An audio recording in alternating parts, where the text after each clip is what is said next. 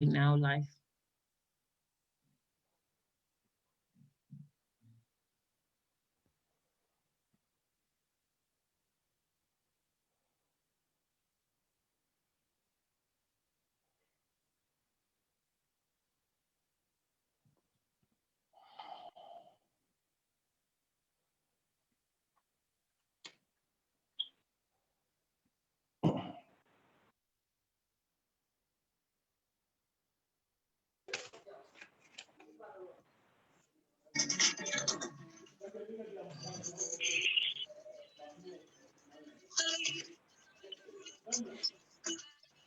Hello. Look at this.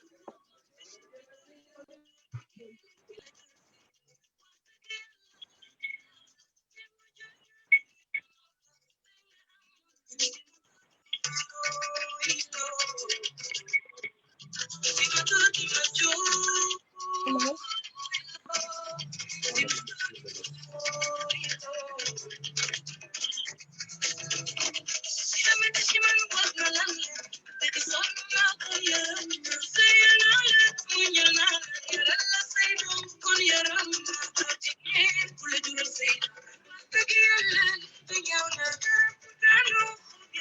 Hello?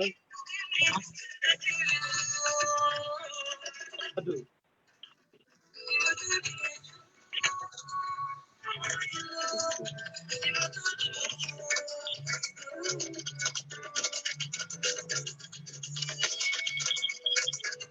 No, you don't talk it up.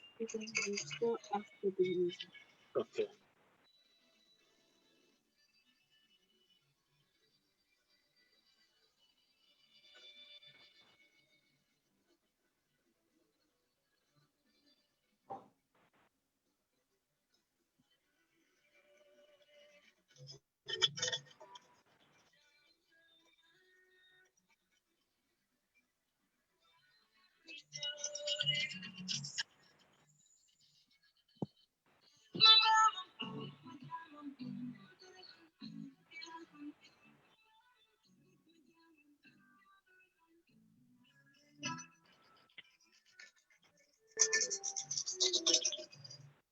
Wow, def ma jaamam, def ma mbaamam, di ma toroxal. Assalamu alaikum.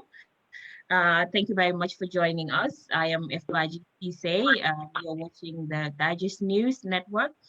And today our discussion point is going to look at violence against women. And we would be exploring the perspective of men on violence against women. If you remember, I was here, I think, a couple of months ago with a panel of women to talk about gender-based violence. And today I've got a lineup of phenomenal men from across the board to tell us what they think about violence against women. So we would be looking at their understanding of violence against women. We'll be looking at the causes, the impact on women and children, and of course on society. And we'll also be looking at some of the legislations that are available in the Gambia to protect women and girls from violence. Just to say that we know that violence is only women are not affected. But today we are dedicating this on women, okay, as we are marking the 16 days of activism against gender-based violence. So we want to hear what men have to say about this. So without wasting any time, I would like to introduce the panelists. And the first person is Suleiman Ben Suare. He's a familiar face on social media, a security analyst, a social and political commentator. I've got Sergio Barrow. Sergio is an attorney. And I've got in the US, I've got Jibril Tamba, who's based in Cyprus, a youth activist. I've got Michael Yusuf Baji, Najola Badi Ngolowati. He is a radio presenter and at Paradise, I think. And I've got Sergio Gassama, who's a social commentator based in the UK. And the last person, I think this is Basiru Sane, who's a helpline operator, and he's been part of the Victim Center, an organization supporting victims of gender-based violence.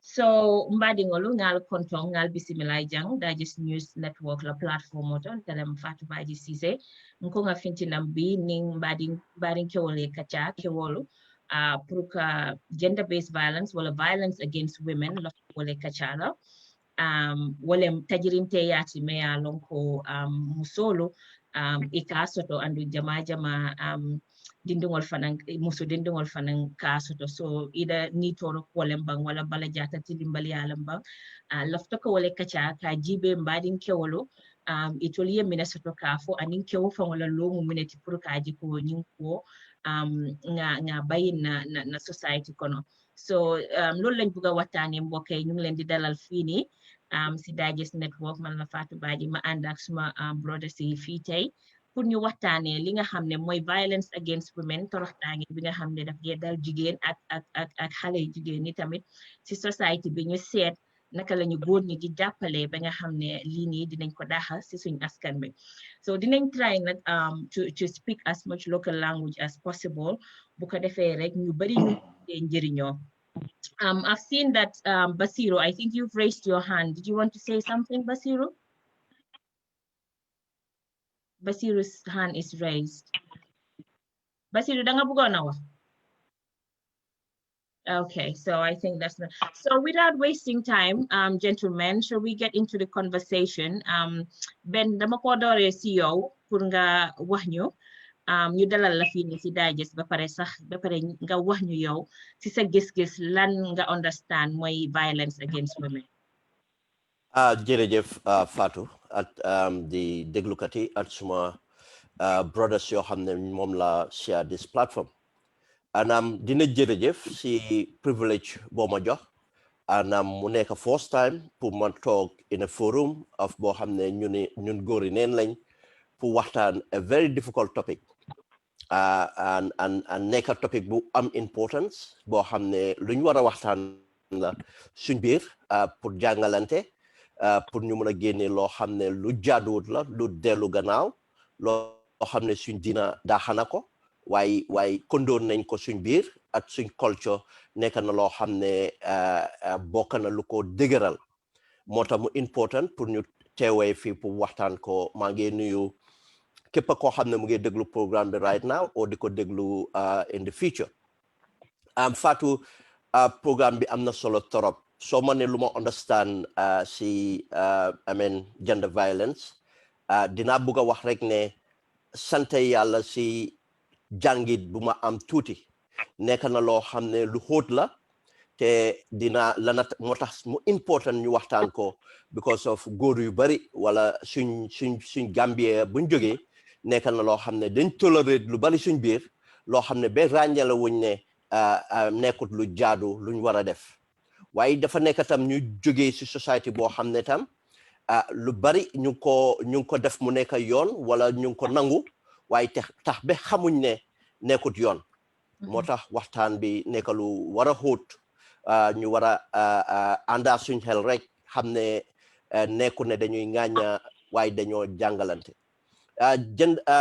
gender based violence luñ si gën a xam mooy ne la fa dóor jabaram wala la fa dóor jigéen wala la fa saaga jigéen waaye am na yoo xam ne lu angale di ooy emotional la loo xam ne di nga ko def di ko naxaral boo xam ne dina ko mun na koo jox feebar bu gën a bon mooy feebari boppa nekk na loo xam ne ñu bari ràññale wuñ ko because of nuñ ko waxee luñ ko yenn jikko yi yenn defini luñ kondoon la dañ ko dëgëral suñ biir loolu bokk na si that violence te violence bi tam dem na si ayee nit ki loo xam ne mooy ciram ayee ko loo xam ne mooy ciram in a sense mooy ne ni gëm nga ne yow yaay kilifaam nga foog ne moom amatul cër la fa war a dox sa kaddu rek ndeg yow loolu lañ la wax buñ ko indi mu sëy si wala su nekkee sa rakala sax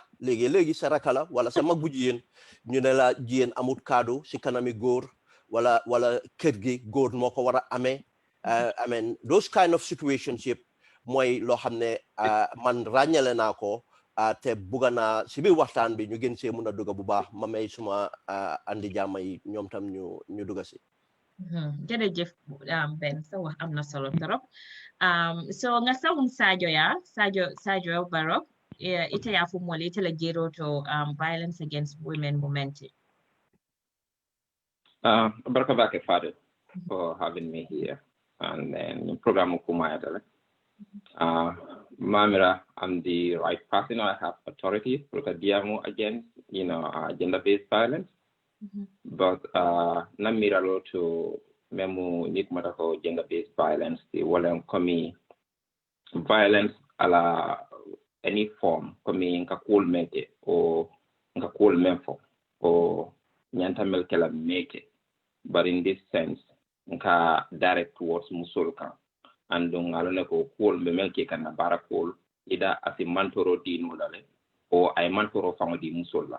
Yeah, and then wo mollo barul waran na tajere orientamento musola wala gender based violence comme ni be example di la ida be kala fo ibe musol di pala physically ka bute o ko be kuma limbalo la fala me alon ko aba ni o kiyande la commune ndir kumol o ye mantora kukala me amira te amira komi ibenna adol leke kambara be toro diga musola anda atara yalla ko musoma songala o ye ilata kudo kelala me ala ko maybe ata fanga famma ko no among imo ko keno ala bare at least yalla ko niyo mantora kula kan abe kala kan tinyaro leti so will be more a form of violence like for ba play dala for ba play bulo la ba and then violence in any form la kata musolka. So ngamira wala ko me topic ko nyim broad battle la pour ka narrow down ka for drawing down because goal siat la me ala ko simo mantora no ala anda man ke li paru daman. So wala violence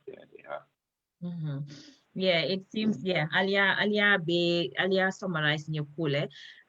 Alia mentioned like violence is not just physical, it's also emotional. So ni toro ani ni kuyalan kamela musolka will be more violence. I don't know whether Gabriel and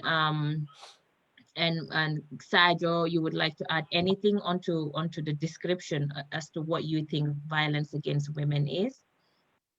Jibril, you're on mute. Jibril, some mic bang mute. Okay, can you get me now? Wow. Wow, dinaa si jéem a sànni tuuti comme li ko gars yi wax fii moom ñoom wax nañ lépp Sadio ak monsieur Souare wax nañ dafa mel ni ñoom dem nañ directly si point bi exactly fii lu fi waaye mun ko wax rek dafa nekk loo xam ne am na ñu ko wax ba pare violence against women dafa doon loo xam ne loraange la boo xam ne am na jigéen yu bari ñu ngi dëkka si society yi ñu ngi koo dund te mu ngi doon loo xam ne mu ngi lor ñi bari te amuñ doole pour raise seen voice ni ñoo mën a faytale seen boppa te dafa doon loo xam ne du lu bees lu yaaga dañ si yaagaate ko so foog na this kind of platform li nga def nii dafa doon loo xam ne dafa gën a rafetlu mbir mi di gën a jàppale jigéen ñi pour ñu mën a am di confidence pour ñu mën a ñëw ñu raise seen concerns si loraange bi gaay di face li gaay di daj seen biir néegi sëy muy si family compound si community fu nekk man foogoon naa ne like especially ñun Gambia or mun naa wax in the world in general dina ma doon gën a neex like ñu seet ñun góor ñi ñu seet yan façon jumtuwaay lañ war a def especially ñun men pour jéem a make sure ne violence against women dinañ ko eradicate te foog naa ne góor yi ñëpp suñ ñëwee together ñu join together we can do it fii amul dara loo xam ne suñ ko bëggee def ñu wax ne mënuñ koo def non suñ ñëwee together rek ñu supportante ñu join hands dinañ ko mën a def doole mooy mbooloo mooy doole dama bëgg a joxe benn exemple benn country in Zambia they have one NGO it's called SIA means Sport in Action ñoom li ñoo yëngu mooy pour eradicate gender-based violence ak violence against women mooy they trying to use sport especially football pour eradicate violence in biir society. Right now that SIA sports organization muy NGO ñu ngi train almost 300 football coaches in Zambia ñoo xam ne they are targeting like xale yoo xam ne xale yu góor lañ ñoo xam ne between 12 to 23 years of age ñooñu la gaa di target waaye seen target bi mooy dañ leen laa jàngal di leen educate ñu am idea about this gender-based violence ak violence against women xale yi xam ne dafa doon loo xam ne it's something wrong ku ko jëfu da nga ko war a bàyyi so comme like mën nañ ko def fooguma ne am na such kind of sport groups yu ko def in Gambia so comme ñun Gambian lañ mën nañ koo def te ñi ko def in Zambia they've succeeded in it so these are kind of things yoo xam ne mën nañ ko introduce to the authorities ñi nga xam ne ñoo responsible affaire ndaw yi because mostly jigéen ñi nga xam ne ñoom ñoo see gën a loru ay ndaw lañ youth age lañ ñoo see gën a loru te ñu ko use seen kaw mooy seen moromi youth yi lañ dañ naa all category su amee si gaay dina am bo percentage bi si youth category bi la gën a bëri in all sort kind of gender-based violence so man dinaa doon gën a happy su fekkee ne dinañ use this kind of methods Gambian am nañ ay NGOs ñoo xam ne youth groups like different organizations nañ leen dooleel ñu may leen doole this workshops yi gaay di def ak seminars ñu may leen doole ba pare foog ñu engage suñ nguur gi ñu jàppale those youth groups pour ñu support them in any way they can support them nañ leen support youth football teams yi tamit nañ ñoo xam ne youths lañ especially góor ñi nañ leen engage ñu suñu leen a train sax ñu train leen ñu won leen ne ñu educate leen about this gender-based violence su ko defee su gaa di am seen training programs ak whatsoever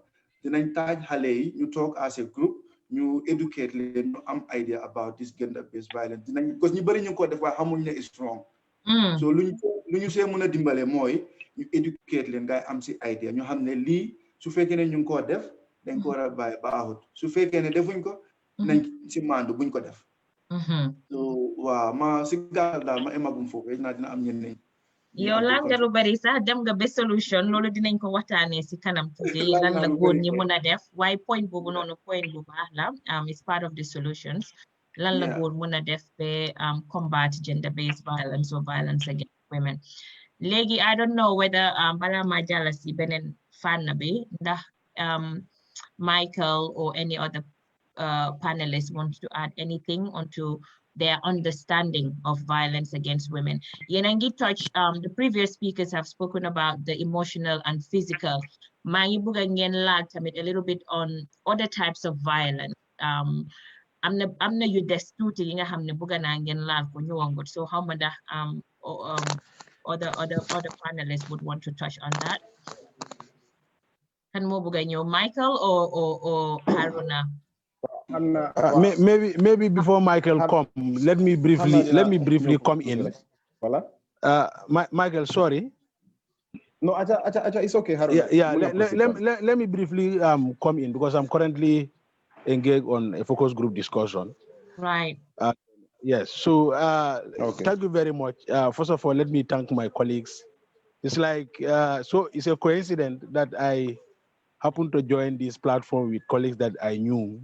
The likes of Jibril. Yes, Jibril is a good brother. We are neighbors. And also for Michael, I haven't met him, but it seems, we are family though.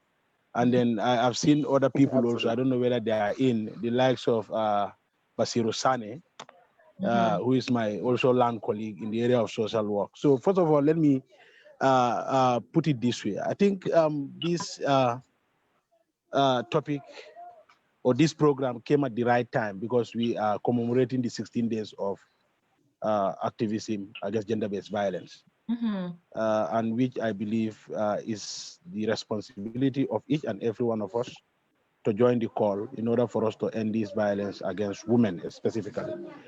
Because if you look at the statistic, you realize that globally, 1 in every 3 women are suffering issues of gender-based violence. So therefore, I think that statistic is so revealing that each and every person must have to involve in one way or the other.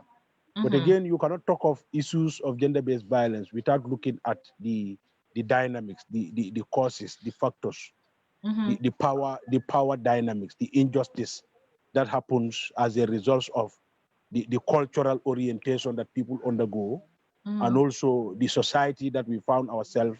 We all know that we live in a society that is so patriarchal, is so male dominant to an extent that women themselves, in some cases, accept the violence as a way of coping with the patriarchal nature of our society. In the Gambia, studies have shown that in some communities in the Gambia, some women normalize the act of domestic violence, meaning they believe that it is a way of, a show of love on the side of the man. If, for example, they do something that they shouldn't have done, and their men happen to beat them, that to themselves is a demonstration of how much love the men themselves are. This is a research that was proven in this country. That said, that in itself can tell you that we need a lot of work in order to enlighten the women, in order to enlighten the people about the impact, how serious issues of gender-based violence is.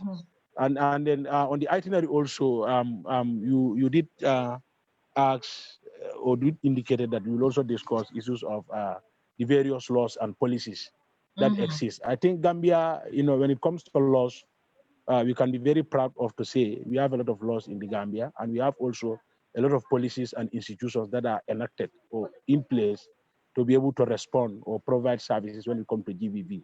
But we have a very big challenge in terms of implementation of those beautiful laws that are in our country, and also the institutions that are in place. If you look at, for example, the Children's Act, it established what we call the Police Child Welfare Unit, which is now called the Police Gender and Child Welfare Unit, tasked with the responsibility of investigating and then, trying to fight cases against gender-based violence, and also issues of child marriage and, a lot of, stuff.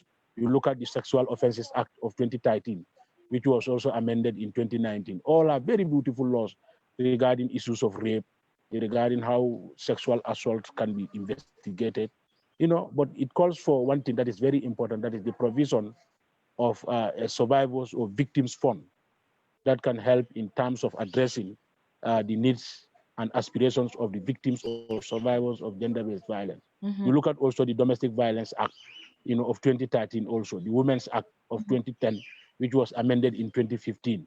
The issue of FGM was criminalized, but yet still the practice of FGMC are still, existing in our country because it is deep-rooted in our cultural practice and belief that such acts can, is part of us. So, for one, and these are behaviors that, we transfer from one generation to another. So let me take a break here and then allow my colleagues also to further, elaborate on the point. Thank you very much, sister.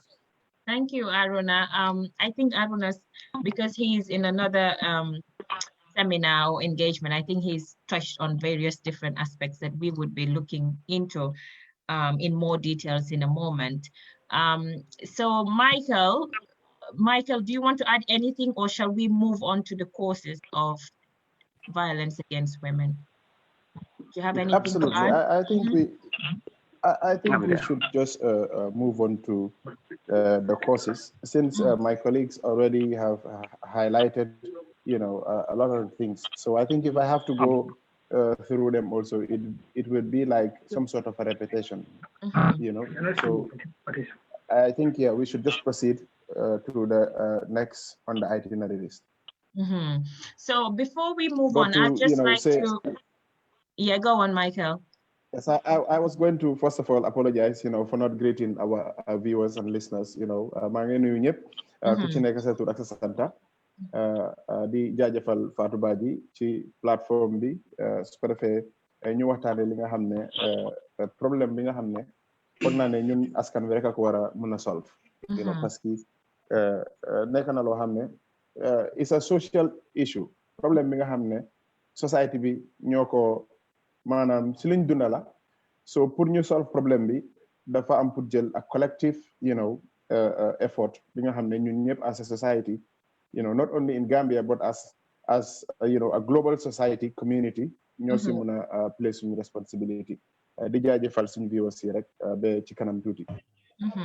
Well, bala you move forward, I'd like to mention two important violence against women aspects that we haven't touched, which is female genital mutilation. I think Aruna mentioned a little bit about it.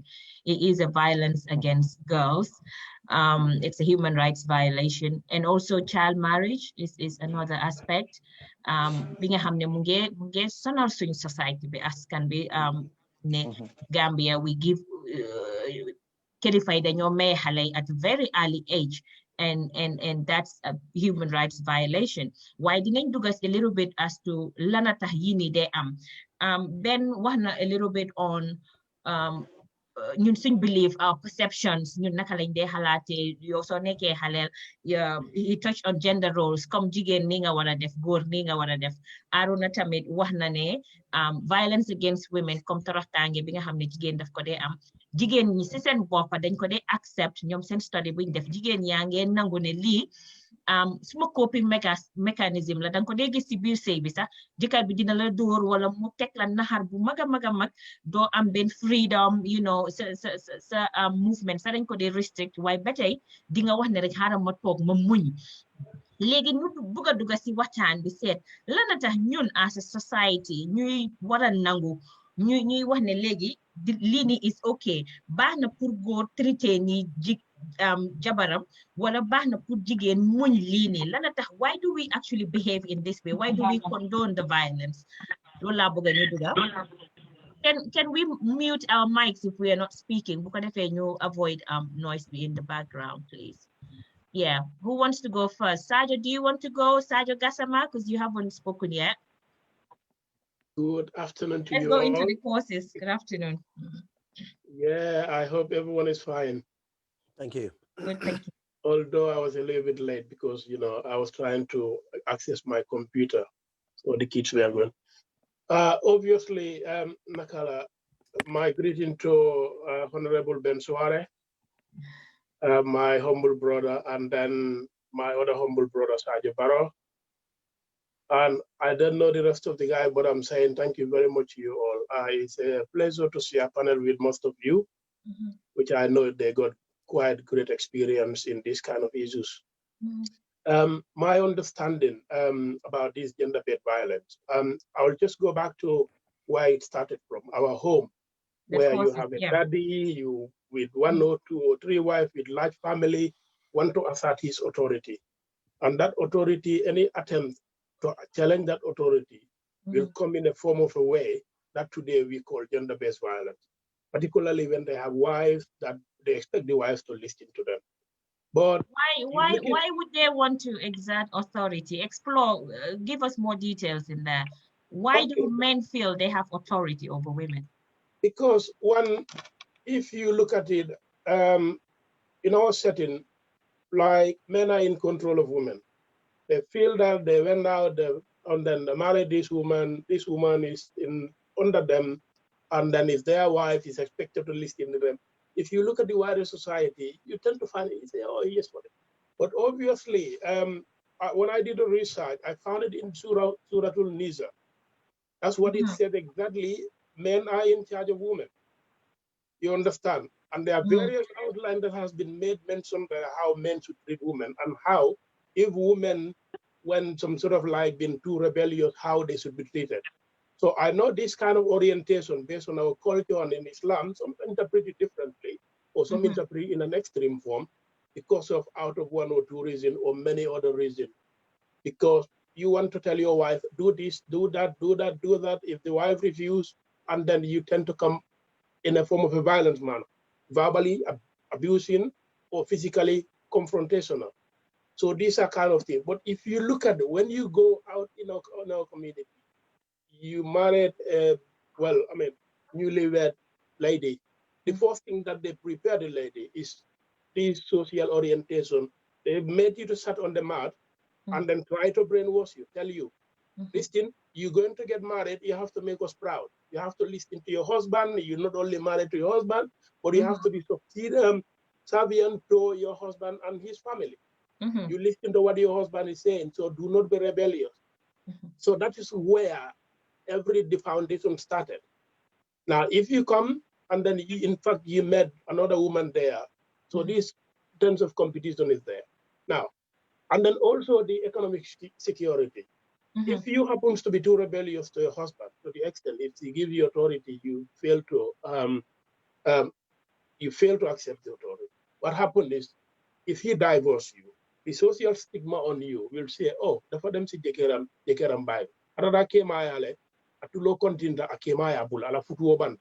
So that stigma, there are many people are running away from. That's why parents are very insisting that if you go, you must submit yourself to your husband. So selfish men, what they do, instead of treating you as an equal partner, a well-loving woman, now they will try to dominate you, to assert their influence, their authority, even though they are wrong. In our setting, I have seen it. When I was growing up, even though somebody is older than you, if the person is faulty, they will not embarrass the person in front of you, but they will rather tell you, no, he did what is right. But in actual fact, they know it's wrong. So this is the way they were gingering us up, to the extent that when we grow up, we have that mentality. We believe that these are things that are right. Our orientation, the foundation stone of our orientation, number one, was not correct.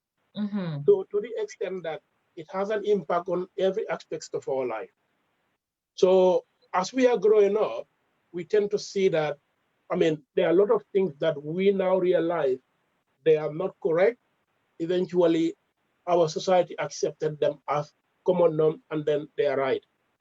So these are the basic foundation. If you look at it, how gender-based violence started cropping up from one generation to another, is passed from your grandma to your dad, to your dad, to your son, and it also goes. So the cycle started going on.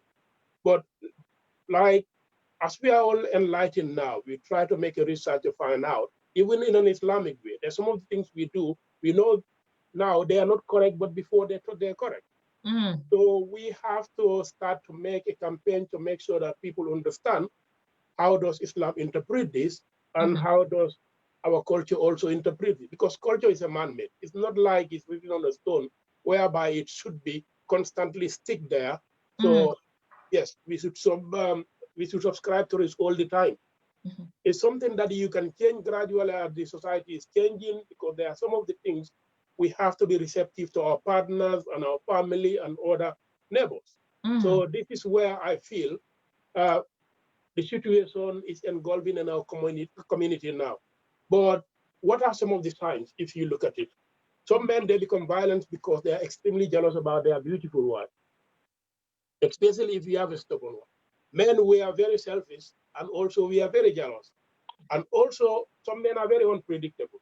I'm not going to mention, but you can see some of the men, their behavior. Sometimes you find it funny. Today they could be green, yellow, and then that unpredictability also can trigger gender-based violence. Okay, some, because of they want to assert their authority, they become verbally abusive. They don't know what kind of word they will alter to their wife in front of which environment they will do this. But they are not shy away if they meet you in public and they started shouting at you, Fatmata, are you crazy? And then try to humiliate you, embarrass you. But those things, they are all gender-based violence, and they are all abuse of women. Because I remember in Birmingham, there is one guy, he married this young girl from from Gambia, and they brought her here. So the young girl, they're not age mate anyway. It's just like a granddad and a granddaughter, because that's the age. There's a generation gap in their age. So this young girl happens to find her mate. They went and then attended ceremony, but this old man went to pick her up. What happened is, because the old man was in a hurry, instead of going and said, Ande, come on, let's go. He started standing at a little bit distance in front of that crowd and started shouting with abusive words, shouting at the lady. The lady was shaking. But what the lady did became very surprising to many. The lady came, and then this man wants to hold the ear and said, "Oh dear." What I'm saying. And then, this young girl slapped the old man. And this is where the situation goes on ballistic. I say, oh, hold on. People say, oh, what's going on? They're fighting. I say, no. He said, what you did to me, you embarrassed me. You could have talked to me in a way that would not humiliate me in front of this guy. So elders started talking in between them, and then they said, okay, they can go. So these are some of the things you can see. Men want to control women, but we want to control you. We want to exert our authority, and we want you to understand. If you said, no, I'm not going to do this, that is where violence comes in. I say, Fatibad, you have to cook lunch. You say, no, I'm tired, I'm sick. I said, even if you are dying, you will do it.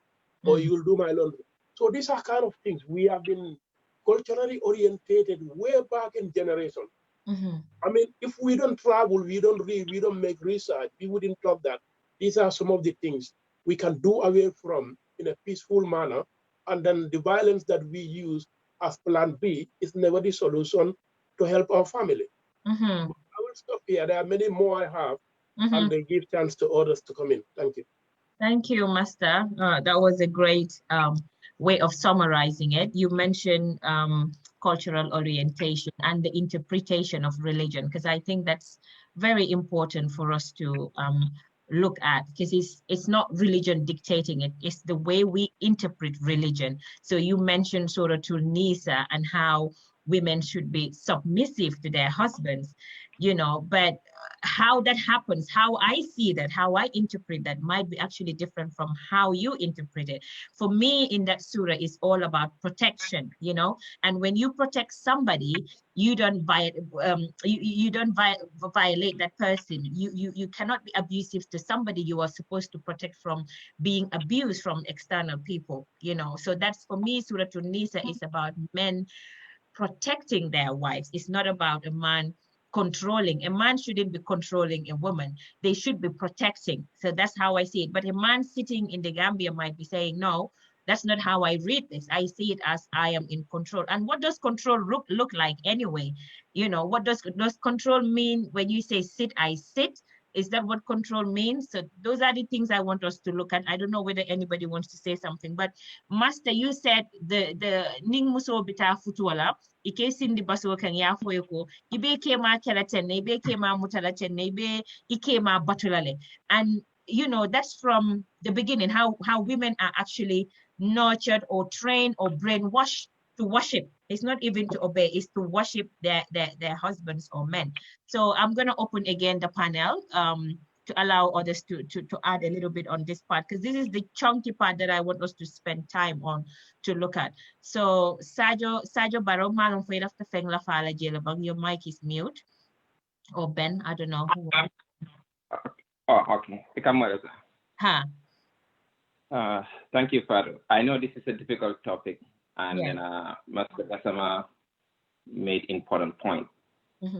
The comedy only thing is I wouldn't go far to the extent to say we have to travel, or maybe in a culture is so rebuilt to a point that is the issue. I think the issue is just looking at it from a fresh perspective. And then from the little travel thing, I think Gambia, we have enough wisdom and then understanding proper changes, but it's just the barriers. That's why I'm manjaring a time of the Gambia.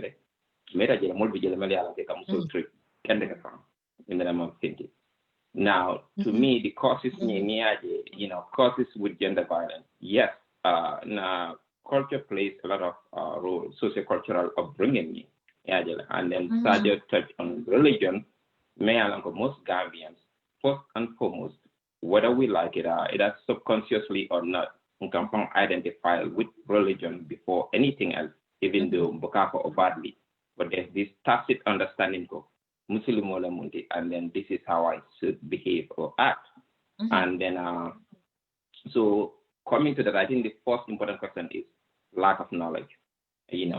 More collaterally near for the found they work on. That's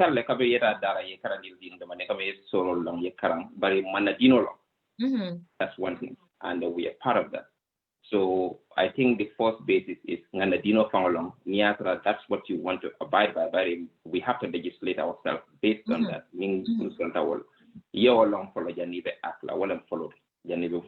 So Flanjang, I think what Sajid touched on this cultural upbringing of a Kekele Musujama. Well, what I could deduce from that, we are all abused. Yeah, I understand. But and then the reality is most people make abuse from my line of work, from legal work, it's a revolving cycle, you know, recidivism rate level. Gender-based violence, you know, 9 out of 10 times they were victims of gender-based violence. Or like a cycle you repeat. Yeah. So whether that violence, exerted kind of physically, verbally, or emotionally, or psychologically, some way, somehow, they were abused at some point among help circle, and then they grow older, and then the cycle just become a revolving door. It's funny abuse. I think that's the major root cause of Penkonia. Most of the people engaging in gender-based violence, they at some point, it will form with people, whether they know it consciously or subconsciously, they are not sure. That's one thing. So I think cultural setup means, because we, for whatever reasons, you understand, maybe in the 50s and 60s, there might be wisdom, kamusol bula, ekanata karamor. Maybe you want more hands at Penko because we are basically a subsistence family. It might have worked there. Dunia, you know, times change, economic self-revolt, until we are still stuck in 60s and 70s. Instead of empowering our young girls, financially they become independent, more okay, and then because of this financial dynamics, contributed to additional gender violence. And then power dynamics, come in understanding of the way we interpret it. But I think in why some of those things in a form of, like you said, protective, protectionist agenda rather than we exert in control. That's another thing. I'm always involved in there. And then the idea of not helping Kaoli participate in gender comment, the new stereotyping, and then sexism, patriarchy system, they all contributed to these forms of gender violence. But you cannot negate from the equation any time more full adventure. I think the biggest gap is socialization. Whenever you have two or more people, you have to understand for group all inside, and then there has to be a team. Where we miss a little bit, you know, as a community, as a society, instead of identifying leaders until we identify authoritative figure. I don't think most Jama wala na violent or they have to I think still in the equation there, so man understand, or the way he was, you know, brought up, our socialization and orientation thing, that he actually has to assert authoritative figure. Coming in police or those kind of things. You want to assert authority, your authority is like, this is different. It's a group. They just choose you as a leader because everyone is guiding. Like mean leader, there will be no direction. Again, you would have another form of conflict there. I think those are the issues we identify. No, we come to acknowledge them before we actually even treat the issues in Gambian context. And then I believe in other contexts, they might be apparent over there and then equally true. Thank you. Aparaka bake Sajo Ben buga nga duga si courses bi. Jërëjëf Fatou. Programme bi is quite nuñ ko waxee la fa yaatu torop. Te buga naa laale benn boor waaye xëj na dinaa dugaat tam sax xëj na léegi-léegi nga duga si solution bi. Because of person bi moo la dee tax nga duga si. Waaye nuñ ko waxee mooy soo ko xoolee bari na. Te dafa am yoo xam ne dañ ko silent o gisuñ ko o dañ ko nangu ba nga xam ne mënuñ koo gis mu nekk problème waaye gis nga responsibility and ownership is another problem buñ am and sexual is another problem buñ am te su ma nee responsibility and ownership lan la jigéen moom sax mënuñ see d'accord wala dañ bëgg ne jigéen moomul dara wala ëppa doole bi ñu foog ne wala ñu wax ne def nañ ko ba aadoo woo nañ ko amuñ suñ aada ne amul any other way bu ñoo natee jigéen lan la indi si kër gi yow soo nekkee si kër gi di toppatoo kër gi di amee xale yi di yar xale yi ak loolu yëpp gisuñ ko waaye lu ñoo gis mooy góor goo xam ne mu ngi dem xëy suba ba ngoon ñu fay ko benn $5,000 mu indi ko te $5,000 boobu ñun ñëpp xam nañ ñu mënut a amee kër gi waaye pexe bu jigéen bi amee wala yeneen side events yoo xam ne mu ngi koo def bokk si liggéey boo xam ne mu ngi ko def si kër gi mooy jaay bi mooy dem uti ndimbal si mbokkaam at yooyu yëpp nekk na loo xam ne duñ ko ràññale moo tax ba bés boo xam ne dem nañ ba sëy bi dematut ñu ne dellul sa kër kilifa noo fi ñëwee woon te ñaareel suñ ne dellul sa kër kilifa noo fi ñëwee woon dinañ jël njaboot boo xam ne ñëwutoon njaboot bi tam ñu jël ko jox ko because of bugg ñoo jël boodin bi ndig njaboot bi ñu ngi ndaw waaye suñ demoon ba njaboot bi mag boobu tam ñoo bugg a wax ne xale yi suñ feekoo man nañ ko war a indi may seen baay di nga gis ne lépp mooy again ownership at that responsibility moo ñoo delloo waat rek suñ xalaat ne dañ am pour nangu ko te lii du nit ku ñuul rek de àddina moo mel noonu àddina moo mel noonu waaye lu si nekk mooy ne àddina nit ñi dañuy evolve ñu ànda si progressive moo tax suñoo dem foog ñu teg ko si jàngi ñu nangu gis nga Fatou ñun ñëpp muy góor di jigéen I think léegi subconsciously because of victim lañ ñun ñëpp victim lañ in a sense dafa depend the magnitude of victimship but tax na be lana tax ñu nekk victime mooy culture boo xam ne mu ngi suñ biir tax na be ñun nekk nañ victime boobu xam nga xam ne dañ dee dem in time ñoom tam ñu ngi koo def ñu ngi practice that violence or all those things without ñu yëg ne ñu ngi koo def because of it's normalized waaye di moo ñuy jànga di moo ñuy waxlante ñuy am that empathy dina tax ñu realize ne lii de jaaduwul ndik soo gisee lu ñoo wax tey ne noteli jigéen wala coono jigéen bu ñoo def at toroxtaange jigéen buñ leen a defee nekku ne góor yi rek ñoo ko def góor ak jigéen ñoo ko nekko de def ndik ñaareel góor goo gis jigéen a ko yar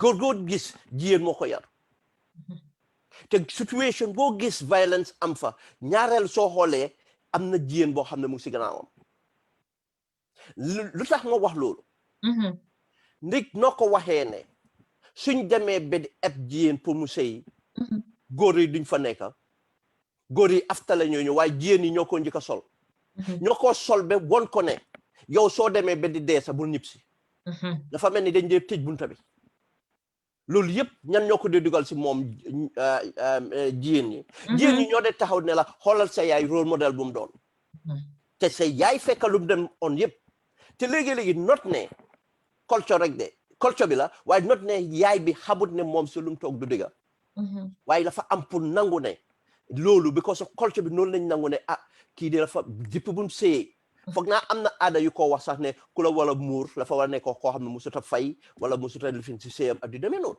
xam nga loolu yëpp dañ ko nangu because of ne culture moo ñu ko indal den ñu yaree ko suñ doom yi ñu dem waaye ñu suñ ko demee tam suñ biir kër yi lu ñuy yaree suñ doom yi diggante góor ak jigéen lu ñoo nangul góor gi ak lu moo nangul jigéen bi suñ doom yu góor ak doom bu jigéen loolu yëpp part of that process la moo tax di nga gis ne it's gone very deep lan moo ñu dee utile mooy the more we come ñu gën a am awareness ñu gën a am that empathy moo tax nag jànga ak jëflante nekk lu important waaye Fatou di nga gis ne am na lu si nekk tam suñ bonaay mu ngi si selfish nga xam ne dara jaaduwut ngaa ko def nga xam ne buguloo ñu def la dara ngaa ko def keneen nga xam ne buguloo ko ñu def ko sa doom ngaa ko def doomi jàmbur loolu bon la loolu aada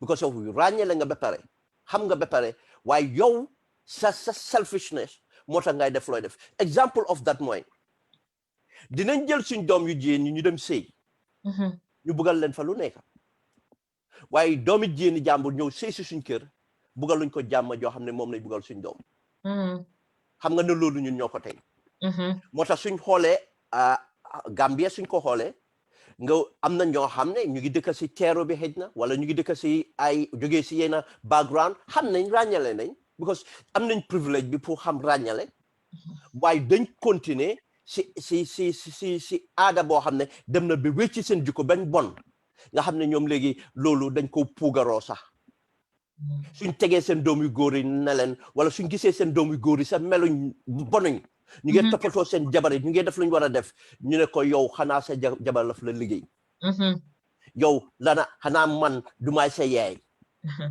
ak loolu yëpp mu ngi fa waaye su ñëwee in the other sense tam mooy di sexual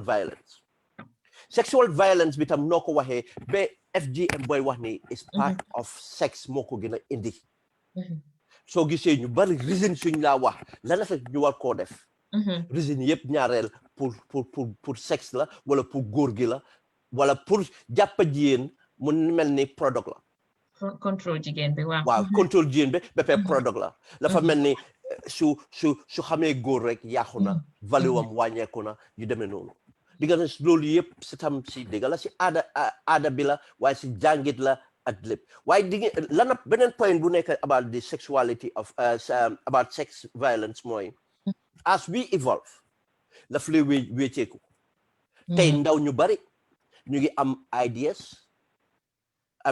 of sex loo xam ne yëpp soo ko xoolee violence moo si nekk because of fan lañ jàngee sex mooy from pornography foog nañ ne sex yëpp ak lu mu wante mel yëpp dafa am góor gi dominance bu mu war a mel ak nu mu war a mel wala góor gi dafa am loo xam ne moo ko yeeloo ak yu demee noonu jigéen bi dafa am nu mu war a mel rôle yooyu yëpp bokk na si loo xam ne si violence la tax na ba tey dëgg la aada boobu dem na ba tey jigéen ñu ngee gaañ seen boppa ñu ngee gaañ seen boppa in a sense ñu ngee def lu bari pour ñu jox bànneex boo xam ne moom lañ leen woon ne moom lañ war a jox li fin dégg nañ fi tabac bi dégg nañ fi yeneen lii yëpp bokk na loo xam ne moo tax ma ne waxtaan bi gudna na mun nañ see boole lu bari waaye suñ delloo su nekkee ne jot nañoo am time pour dugg si solution bi nañ ràññale one thing mooy ne one we have to accept dañ am pour nangu ak buñ ko gisee ne mbiru tubaab la o mbiru keneen la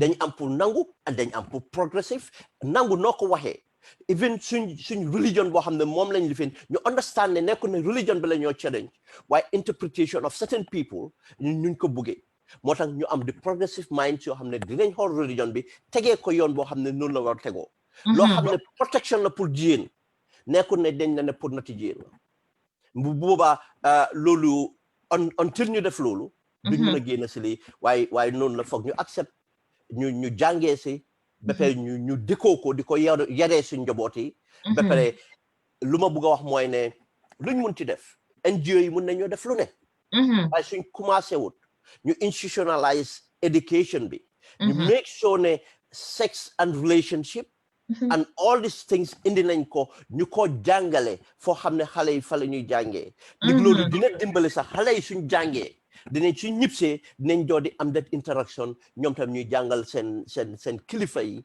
an wécc bi gën a mun a gaaw waaye suñ ko deful wécc bi du gën a gaaw jërëjëf Pen fanaa yow tamit laal nga fu bari li ma def rek mooy ma jàll si Michael, I'm going to give you the floor now to add on to what Ben and Sajo said so far on the causes of violence against women. Absolutely. Jërëjëf Fatou ak suma naataango yi nga xam ne ñoom la seexal plateforme bi foog naa ne wax nañ lu important li nga xam ne ñëpp war nañ ko mën a njëriñoo waaye comme pour yokka suma xam-xam bu ndaw rek ci lu gaay wax mooy problème bi yëpp is social socially ak culturally loolu moo nekk ñun suñ problème parce que I would not take example fii ci urban area bi maanaam ñu nekk ci town bi fii man I would take example from ñi nga xam ne ñu ngi si dex bi comme lan lañ gëm ak lack of information ak awareness bi nga xam ne ñooñu noonu amuñ opportunity bi xëj na pour jàngee si platforms yu mel ni yi but then those people still ñu ngi am stereotypical mindset bi nga xam ne moom la ñoo xalaatee the old way bi nga xam ne moom la society impose on them through culture ak aada ak religion ne jigéen noonu la war a dundee noonu la war a mel toward góoram te amuñ opportunity bi pour xëj na enhance seen boppa pour lu bëri ñooñu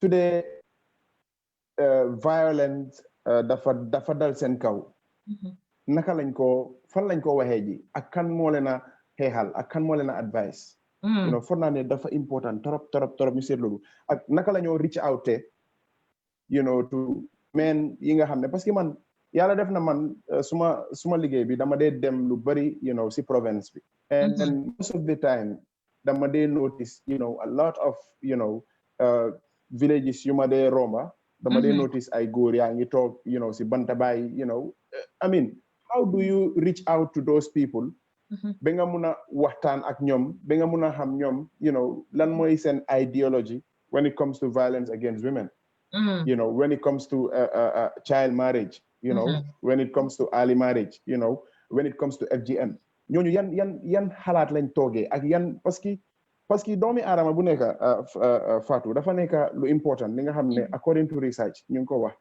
doomi aadama bu nekk daf dee juddu with a clear conscience maanaam amul dara ci xelam bi but based on experience ak environment bu mu yaroo ak culture ak aada bi nga xam ne moom la fekk ay nit ñi di ko def loolu moo dee form ci xelam bi ba mu tax mu nekk a human being ba mu tax mu nekk a person so ki nga xam ne let's say 30 years 40 years 45 years mu ngi yaroo ci dex bi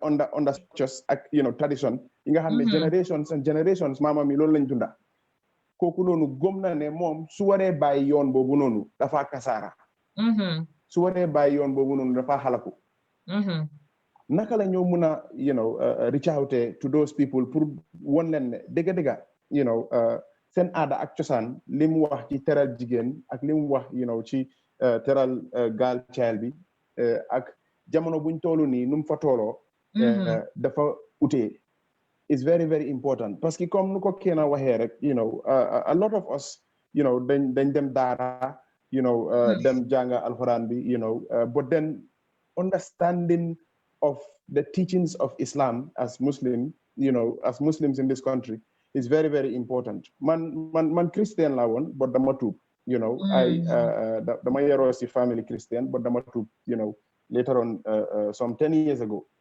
la tuub but then jël naa time man personally pour understand the religion before ma cee duga ñaata nit ñoo nekk si dëkk bi ñu ngi misinterpret the teachings of the Quran te ñu ngi ooyee seen bopp ay muslim mooy lan comme suma beneen naataango bi nu mu ko waxee rek ne waaw dañ ne góor moo war a contrôle jigéen déedéet waxuñ loolu noonu yonente bi wax na ne ñun góor yi am nañ right ci suñ jigéen yi te suñ jigéen yi tam am nañ right ci ñun te soo seetloo Quran 30 verse 21 mu laa wan ne and among his signs is this that he created for you mates from among yourselves that you may dwell in peace and tranquility with them and he has put love and mercy between your hearts du lu ma wax de yàlla lu mu wax la the key words here mooy peace and tranquility with them naka la ñoo mun a interpret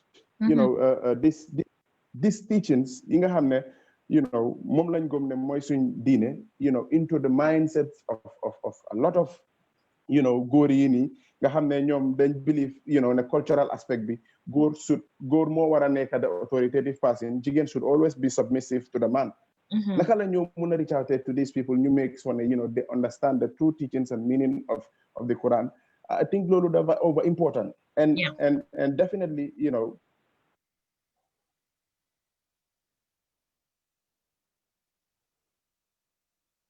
man ma freeze ndax Michael la Michael is frozen send network yi Banjul bi la shall we move on to Jibril parce que waxuloo lu yàgga Jibril ñëwal su Michael ñëwee ñu mayaat ko waa yaa ngi on mute Jibril ndeysaan mun doon wax lu am solo si yëfi interpretation bi ñëwaat léegi go on Jibril go on waaw dama jéema comme Michael bi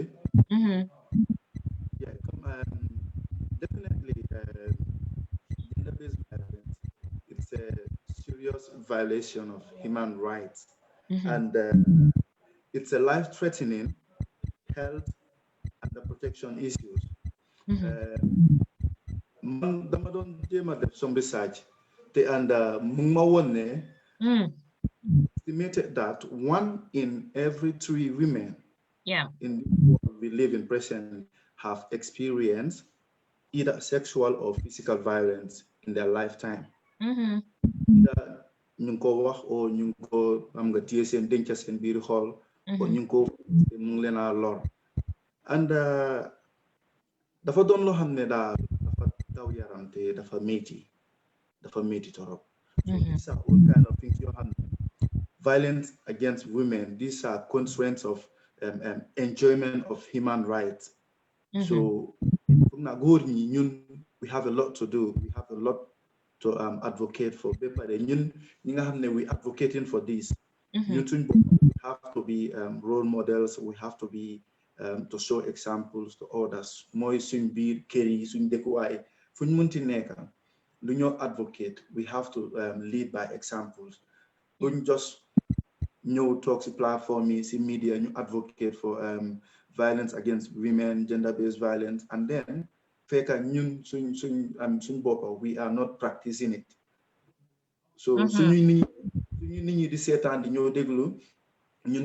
talk on Facebook, they advocate on this, and then they break the laws of advocate. So contradict things. They do help in any way. It's not gonna help. So Lim Michael Lonwa at Suare Wanako, Sajo Wanako. So most of these problems, that in the societies like cultural impact, being religious. Man, I'm not because of religious. Man, based on ignorance.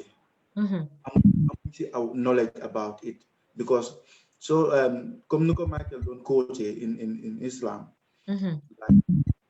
góor waruloo mën a contrôle sa jabar. danga ko war a protect waxoon nga ko fii. du contrôle protectal sa jabar seen néegi sëy la dafa war a ne understand nga. ñu am problème ak mentalité boo xam ne tey dangaa dem Gambia nga gis góor nga takka jabar di ko sa këri family nit ñi believe ne sa jabar boo takka su la fóotalee sa yére dafa war a fóotal sa yaay comme dañ believe ne loolu it's how naka laa ko waxee ci olof dañ believe ne daal comme dafa war daal su ko jigéen bi deful rek kon sa yaay bi am na problème. Expectation bi la. yaay itam am na ñoo xam ne ñoom dañ believe ne it's a right comme seen jabari doom dañ leen war a liggéeyal dañ leen war a toogal dañ leen war a fóotal. yooyu yëpp am na ñoo xam ne xëj na culture bi la yéen ay xëj na lack of awareness bi la yéen a lack of knowledge bi in the religion we live in, because foog naa ne in Islam, because man julit la in Islam, like nit ki jigéen fekk yaa ngi dëkk ak sa parents sa waajur it's a plus pour sa jabar mu toogal la yow moom góor bi sa jabar dafa la war a toogal dafa la war a fóotal waaye sa yaay sa jabar ñëwut pour seyal sa yaay. So why is a sa jabar mu toogal ko mu toog bés mu jël yére mu fóotal ko mu kontaan. Jibril thank you very much. Buguma laa dog waaye dama bugga da nga laal lu important foofu waaye moo tax foog naa ne contexte boobu dañ dee war a understand the context ak jamono yu juddoo. léegi soo xoolee loo wax foofu amoon na jamono ñun dëkkee di nga gis ne communal dëkkin la woon dañ am ku nekk dañ dee séedoo suñ rôle di nga gis ne tey suma dëkkoon ak suma gorob jigéen ak suma jabar ak suma doomi léegi tey man dinaa jël di rôle ma ne man maay dem si àll bi def lii den suma jabar xëj na because moo gën a yong suma yaay not because of suma yaay la waaye pour kër gi mun a dem moom dina ne ok man dinaa dem si river bi dem fóoti den suma yaay bu nekk mag bi toog si kër gi moom mu jël di rôle ne man maay toppatoo xale yi gis nga léegi xëj na ñun bàyyi xel ne some of these things mu ngi doon happen because of mu ngi taxoon kër gi mun a dem together understand suma jabar du mun a jël xale yi yóbbu ko si river bi waaye suma yaay mun naa amee xale yi si kër gi ba pare den suma jabar comme que mu ngee dem fële te suma yaay la mu jóbaale yére mi fóotaale ko ama léegi-léegi moo tax waxtaan la fa jar si nuñ dëkkee moo tax di nga gis ne suñ ko xoolee di nga am jamono nga ne comme que suma jabar mu ngee dem liggéey man maa nekk si kër gi xaaral man ma bale man ma fompa nga xam ne su ñëwee xale yi moom mu def ama loolu foog naa ne lu am solo la nga baalal ma rek si interjection boobu dama bëggoon na laal boobu waaye déedéet noonu la sax waxtaan la ku bëgg a duga rek nga duga noonu lam dee gën a neexee sa jërëjëf Ben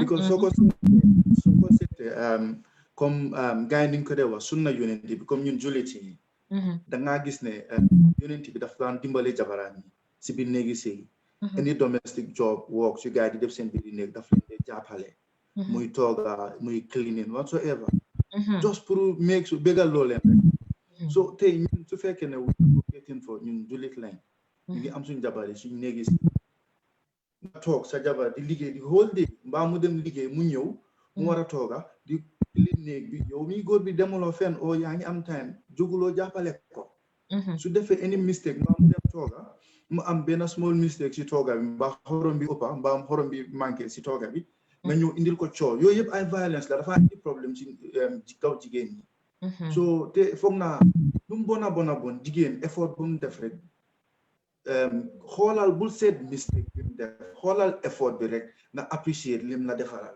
te normally pour mu dem according ni mu waree su jigéen bi jàppee fii yow góor bi yaa ngi am time xatuloo amuloo any other programme sooy def yow tam jàppal si beneen bopp loolu mooy neexal sëy loolu mooy tax jigéen bi tam ki nga taga dafa big ba pare comme dañ xëy na dina mun a am si kanam but like at presently we still need to find ways suñ community yi ñu sensitize suñ waajur yi and the young generation as well ñu won leen ne suñ doomi góor yi suñ takkee jabar seen jabar yi xëy na imam yaa ngi ko def seen sermon si jumaa yeeg seen islam daa doing it but yet still we both of us ñun ñëpp dañ si war a jàppa this kind of platforms ñoo def nii we have to keep continue doing it to sensitize nit ñi foog ñu xam have to know that suñ jabar yi suñ doomi góor yi suñ takkee seen jabar yi ñëwuñ pour liggéeyal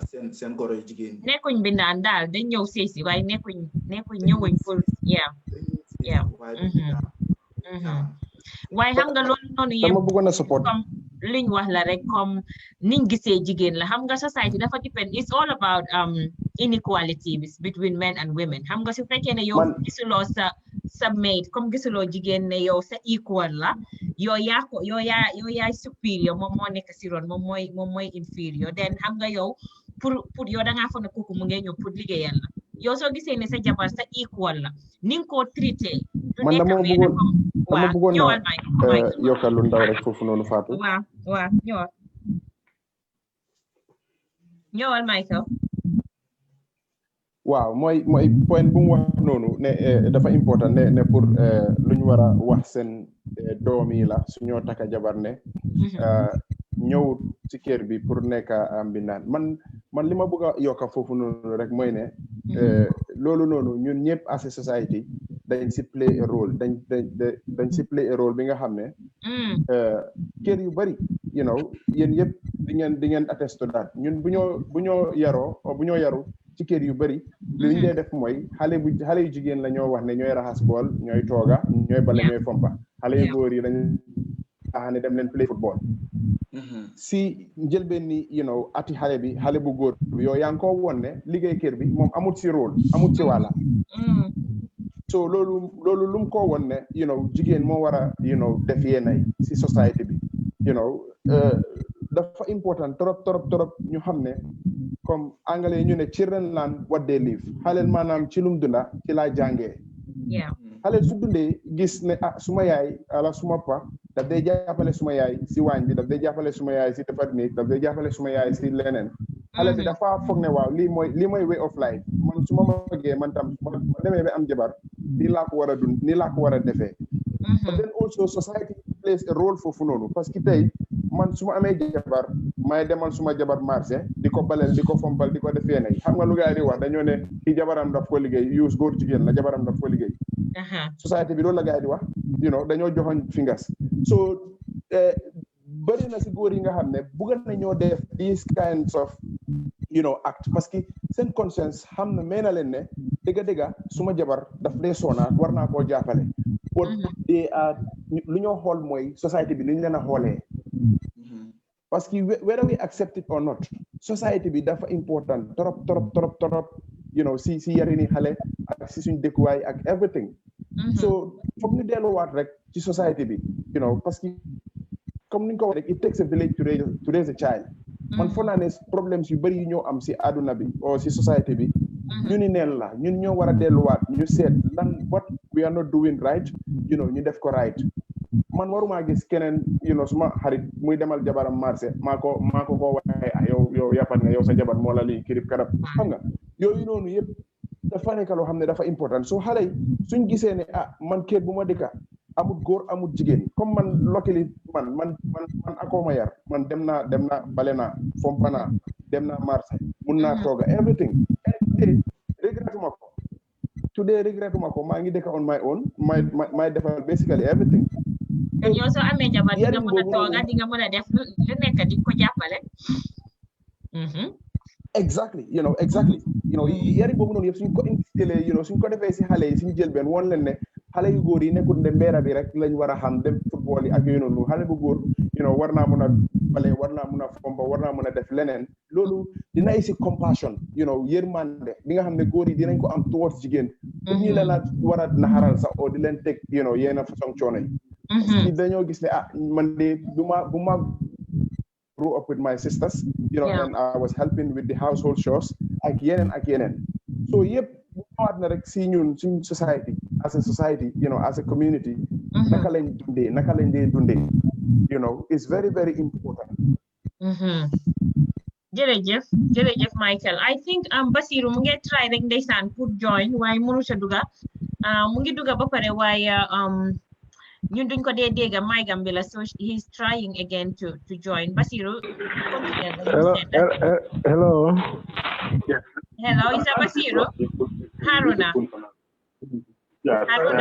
yes it's Haruna yeah wow I think Jibril ak Xawma it is Michael and then the other colleague Ben wow wax nañ lu am solo torop waaye dama xawoon a jàppatu de I was listening to the afo manika kaon comme dañ koy ko ñaamen dron Michael nin Ben ni ajube fenne fo mi yalon ko kumata bake wala ni ajube musol nin kella kenyal ntola ado iman kanyan bare ni ajube aka start mintole wala futu sidi bula misali fe ni be for example ni be futu kebal aka siale adoto ye muso sindi ka foko bari te kata ikana ta futu wala anu kella mol fana mun nata kam muso nyini iga mi fo walen ko ndo memo le dike kam mi alon ko aman timma there's this common say ga foko muso man timma anu ke jamal fana sita with that notion ko tonya musol man timma so ni mo dile la mi alon ka man timma ite fe ila responsibility lem pour kaw amari katiman anu kewol dol fana bije mun yalon ko man timma bare wo buka fo min ka fo jama wolen ko bare comme la misali fe ka muso sindi namen at the level of the family ka dia mundi futuo Kenya jama on the side of the men wo buka ke min bije wolen ko moli amira ko ke o kay woti matale mon la miraro so musole man timma an wala kata futuo la tele nyanta munyala atele nyanta sabarla bari futuo mu munyoni sabarol so nyimbe mu isulete mi yalon ko ni ajube aka na aka gender based violence fana wulu na settle ani fana for example comme nga fonu ni command do dol bije ilata adola to an extend misali for example mus dol bije comme jibele ya fonu nyame ko su kono doku wati do kewo fanan sa kenole wo mala responsibility because ate suffering kitabo to ka fuko musolle tabirlati kewo nyanta pundila ta nyinno la murna wote suffering ni kewo tabiro no asa kenole ni muso tabiro no asa kenole bara do bije ni kewo fan lafta ka wotabi ko ni ke suwo kono ka muso nyi makoy ni dol bije ka mimmira wolen ko it's like kewo nyi amalla la musola to some extent muso sa mudano ko pour yamira ko teman na do ko long ite lafta society yamira ko teman tara futuola yimbula nte ba kelale ana ra muso nyi sa da fan wati do saje anyanta min kala suwo kono a jarta funti ata korda do to ay mo nyini nanje wena suwo kono su kono do ko ke barate sonna akema yo kula do ko sifati aka sotole because ateka min mira wolem nati funtita society ba te jala nyaadi le society ba te interpret la nyaadi le tari haynan aka kema bula aka do ko ke andu atele nyanta do ko kala anun ke fana nin ke o fana funtita lafta ka musola do ko fana ke on donga mi mutako wala musola do ko tina ado nin ke ko abe o kala nata ta la kela banta bato ka ko fuji ka fuko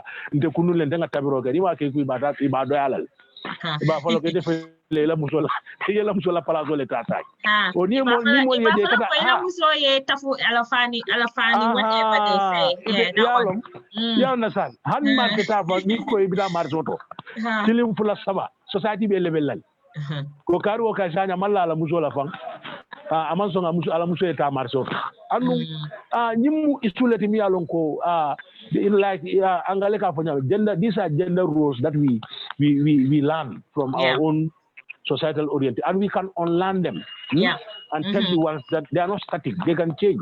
It's all falling knowledge, so that at least we live in a society where it is balanced, both men and women can interact, with high respect and bunya.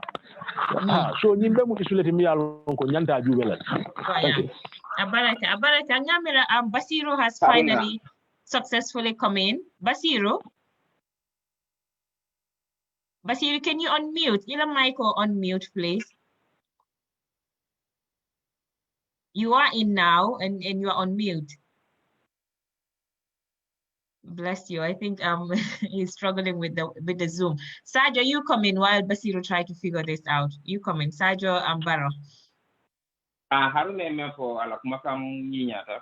Bale komi ala kumo kala mela me for komi ni molbida.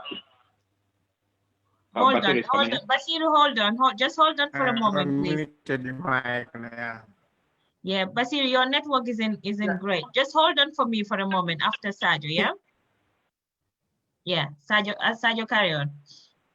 Okay, Basiru should know that because I don't think and I can talk later. Okay. Okay, Basiru. Yeah, he's frozen. Okay. Carry on. Komi harune me for komi diam la flori ya fanyam komi interpretation ning kumaka hani al-Quran na baje. And then angal ne konti have a different perspective to that. Komi intenga me la komi atuta mol fang la nyantu le gudi la mo la kumo la nyamen. Barinta kono la komi like for instance na ta Islam la and you like interpretation is so conservative and progressive la kamunta control ben la mira lo impose ke du kan. Mo bi me ko la sa kono la ngala men kuma ta hakili ma pour ka mo le be la mo la nyamen. Katu whether it la interpretation is progressive or conservative. Alma dum bebe agree komi mo manya la nyo tajare ya. So totally it is from a line to be la mo nyamen, but it doesn't mean ko melka interpretation of Mbapule na be kalaten. And then coming mojama faja maybe asike tela London man jampa Gambia to nyamen ta ko no bantenga menje ngamel na ko na ndame mafa. Komi in ka ko ni musoli yol sindini futuwa ka stadi wolton ka musoli bita futuwol le ke yama. Ntewa ndefo da mi ko le ka yama. Ka ko ni mo nyata me ke that responsibility. And then harune me ko me ka muso man timma ntela jero do ko me manika kawale de akamo moyo ko leer ndenga me faham je ko ko mobile ni ko kare man timma wolem hada madi ngole mate ko kare madi ngeti nyama ati kuke no le ati company no le bari nyanta bala faso do le mine mo man timma pour ya lonko abe kara mistake ko kala ko be mistake ko kala nyame so ita busano lo mistake ko la because kala madi ngola man timma not because ka ko ita la jero len ka timmandi mande ka kawala ita mo no nyaabe na kay tafte ntenga je wala nyaay ni ko ko adama dum man timma wala be nya ka la ko dol lale ite kodol keno because more man timma. That's what it actually meant. Right. But I think I'm running more from a beta than nata. A beta that come in thing I'm society we play a role. But I think the important thing is the realities I think of gender-based violence. We are talking in this concept, especially into la situations in the Gambia. Kaula tenko acts on omissions kamenke kamusul batandi. So what I think Kaula participation in this gender-based violence. Ngamra to Gambia wala to nasendino. To ngamra musul la problem wala niti. Musul la nyanta sofla. So Kaula participate. Niya yenyi marsedo tabe bakola. Ibuka penko keno because maida di Kaula ko nying banku based in molen Kaula nyanta participate la to help. Because once more the first thing can you penko there would be a reconciliation between penko work and family responsibilities. Ningo reconcile it become harmless. Gambia hani je ni musoli te nyanda nyi festival kara na chol be ni kala hani karamu ni dara do ko dula musoli ba fle be kala type so do go time ni do wala kala nyi festival ya do sari jobs that are suited for them and then chol it after certain jobs. So once more reconcile ngaida ne ko look do ko momo si do ko keno ni la fakel ko ko na kana momo si ko play no ni la fakel. Let's start with the home low participation that would help. Two finance encourage no to participate in like programs they would prevent and eliminate HIV and STD, sexually transmitted diseases. Once Kyolia start called land, it would actually minimize violence at home because these are all acts Kyolia they engage in it. Even also mental, it's a form of gender violence when the Kalamusol. The program will encourage to be part of program it would implement and then promote in terms of gender stigmatization against gender violence. Called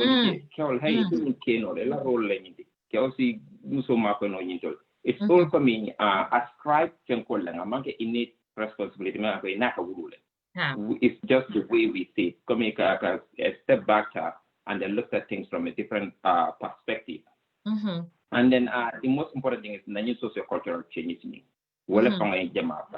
But the moment we realize along community konoko, okay, and those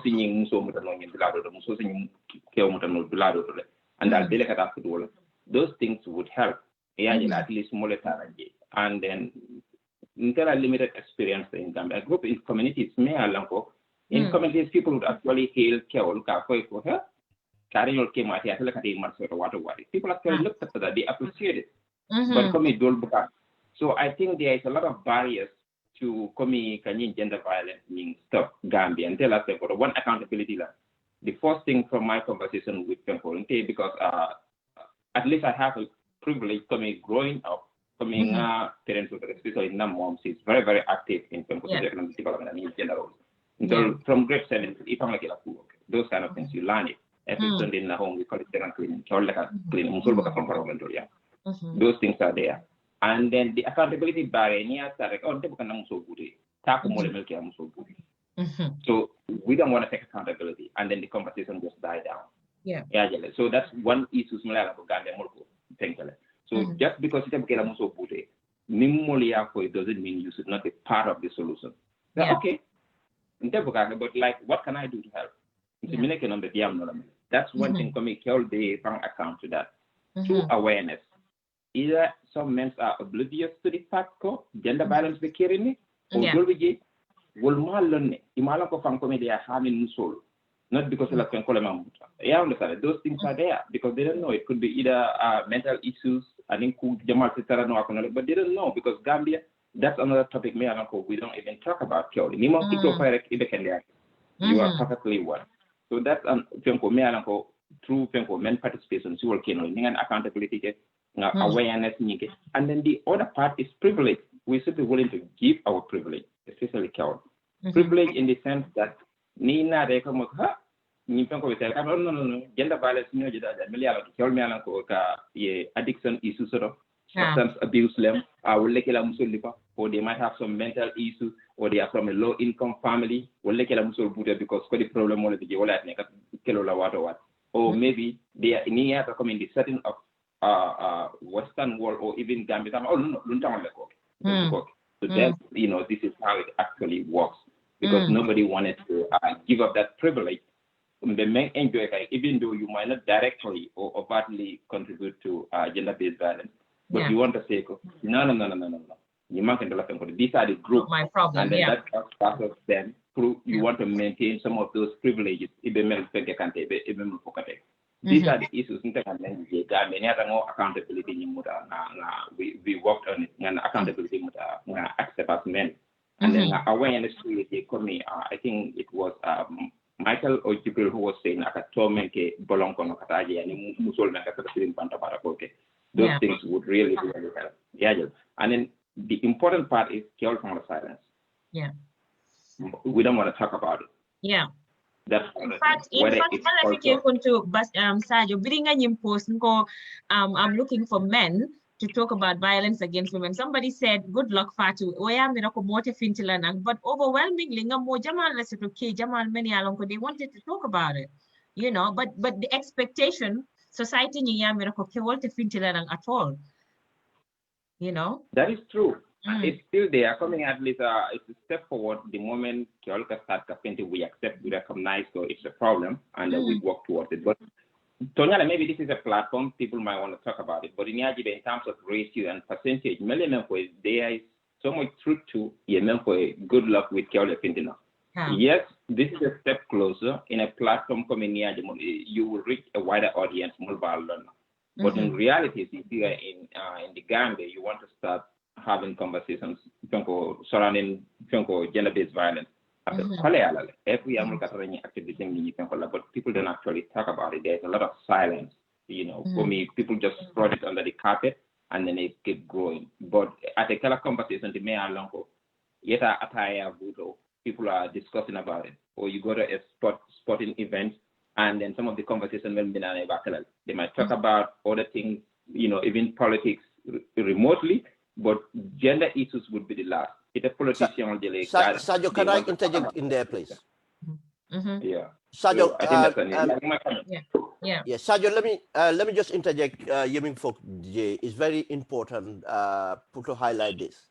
It's because of we are all, most of us would admit that we are guilty at times, and we see a side of us, and when we realize that we have done certain things, and if we are courageous enough, is to learn from that and make sure we avoid that part of us. Because most of us, I mean, we all grow up in within the same environment.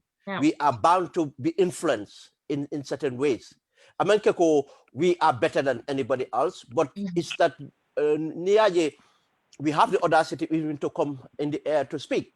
We think that we are progressive.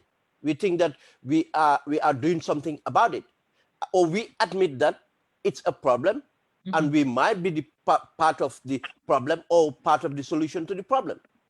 I think that side needs to be emphasized, and until we open it up for namoliek nano, I mean, say courage to come out and admit that some of the things I do probably is not physically Kela Muso Bute, but there are certain things now you realize. Probably you listen to a program or you come across something, realize actually I do abuse my wife, or I do abuse women, because most of the time we have relationships which are not right.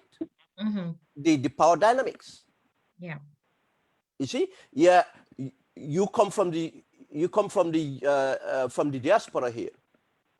You go to Gambia and get to a relationship with a young local girl, and knowing that the only reason you have in this relationship with the girl is to satisfy your sexual urges, and the next minute, I mean, you no more there, and you have abused the emotions of that girl, and probably even corrupted that girl, and open up that girl to be abused, or to become a victim. I mean, these are things that most of our brothers are doing. But, I mean, they would not, that's why it would be uncomfortable.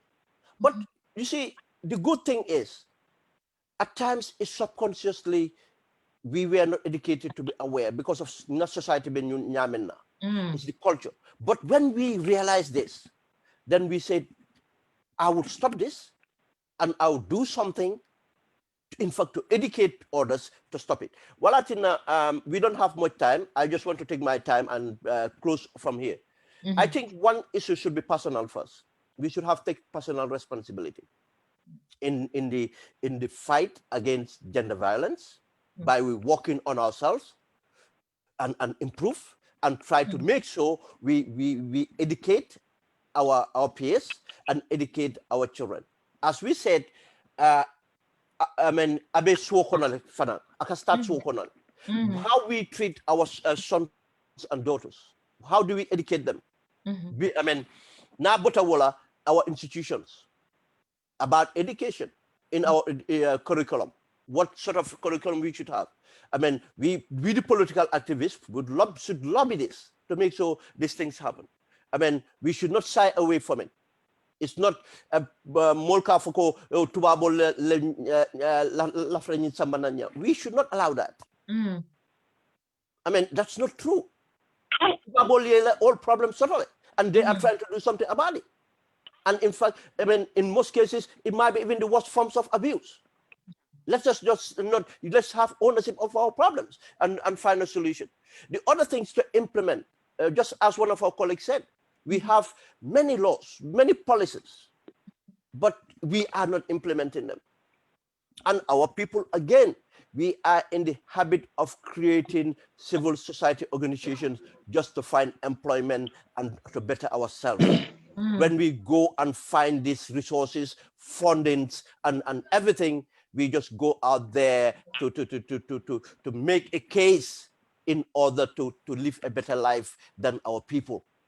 Those things too, we have to look at that.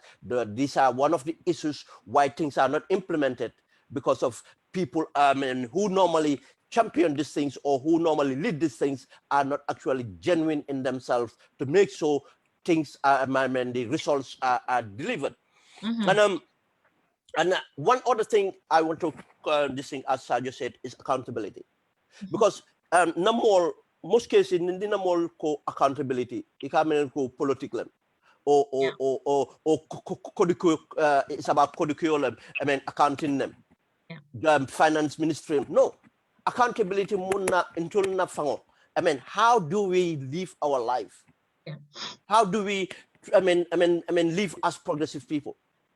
I mean, we do take this excuse about our religion, culture. But end of the day, we are evolving as human beings. We have responsibility for ourselves to make sure we live a better life. And a better life is living a life that we impact society better. I mean, we enjoy our life, but doesn't mean that we should make other people suffer.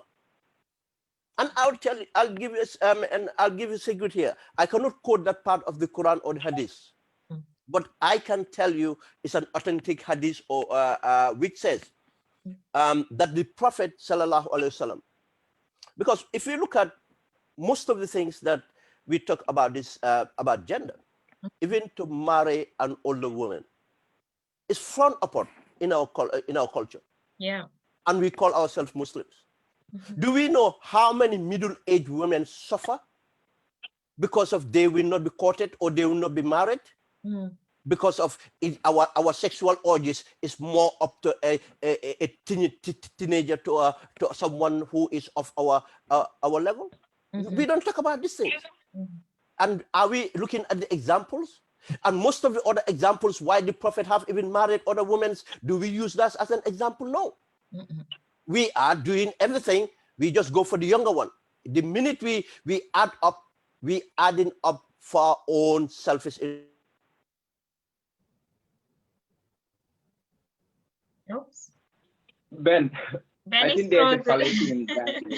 Ben is frozen. I'm gonna sneak and invite Basiru Sane for the first time. I think Basiru is successfully in. Basiru, can you hear us?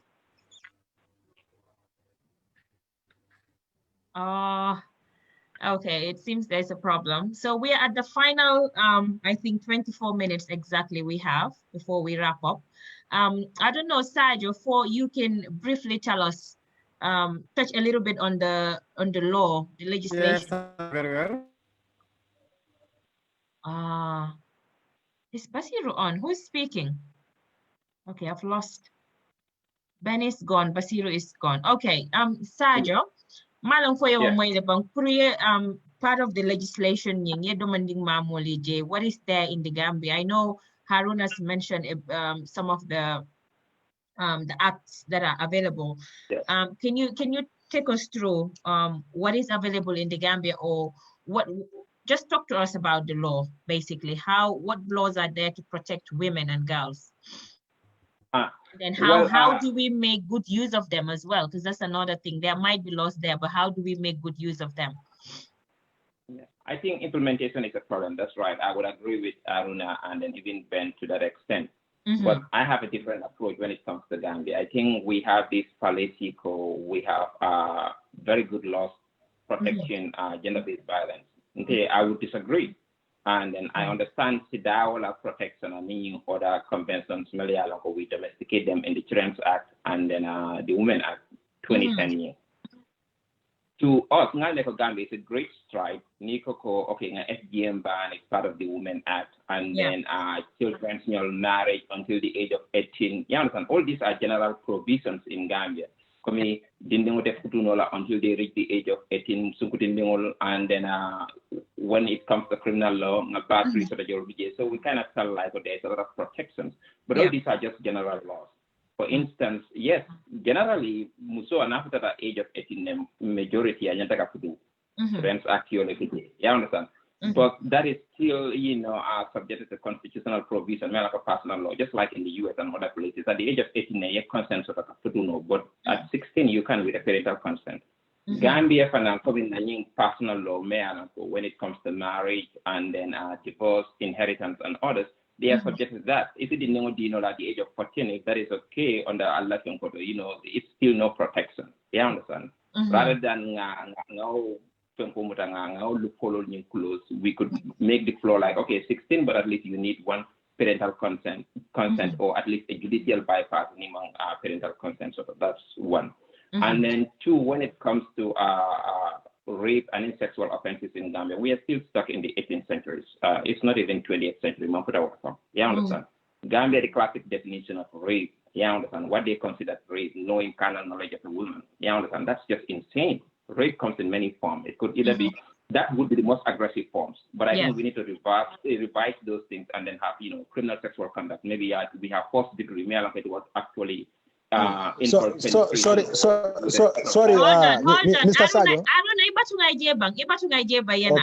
Sajo. Okay. Yeah, I understand.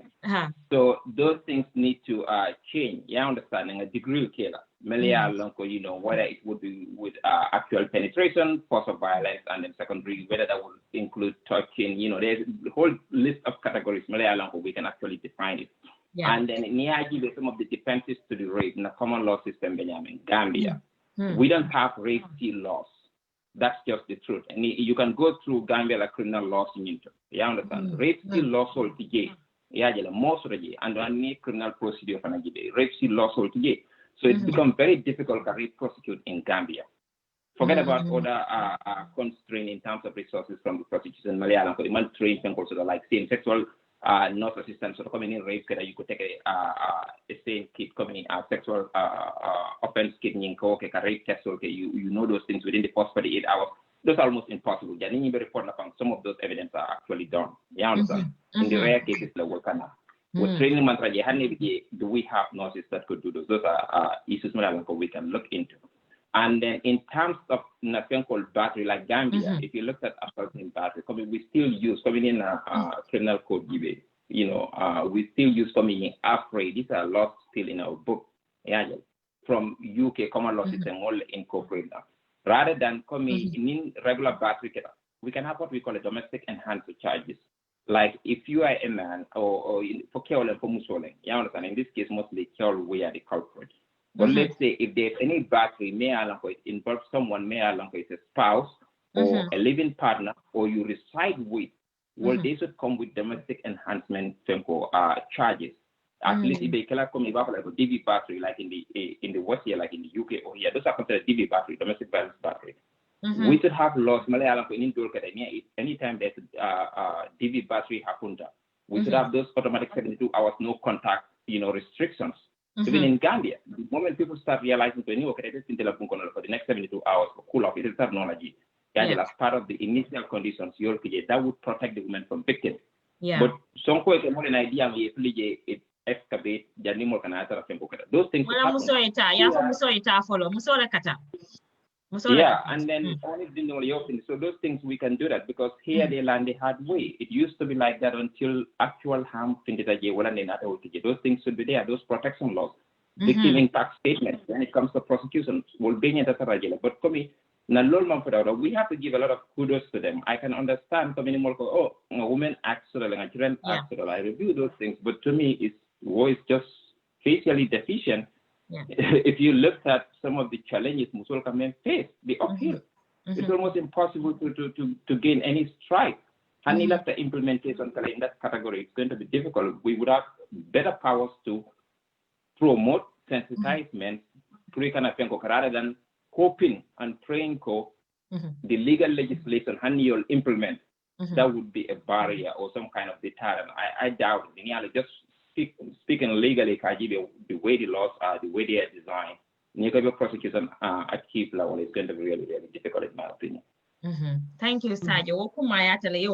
Because last week, Ning Haruna Benung platform killing Ning Fatu Balde, and we were talking about the same thing on child custody. They come personal law in barrier. So ika act killing totally.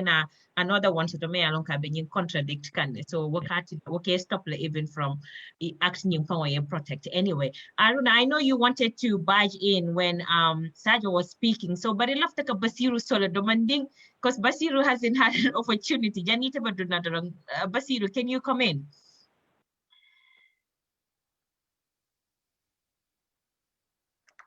Yes, Patu. Thank you. Here, welcome.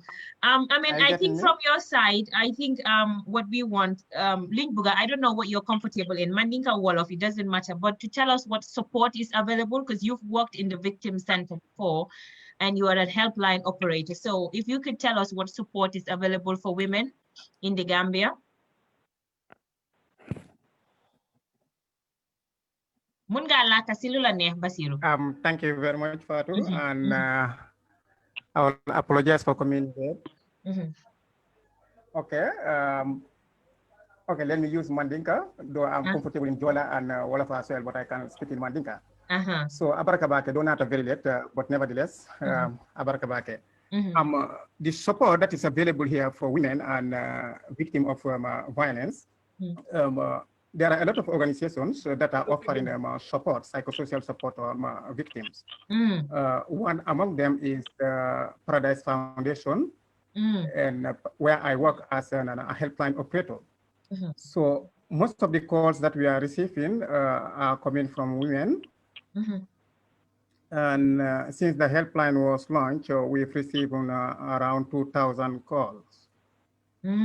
Out of these, 150 are gender-based related calls.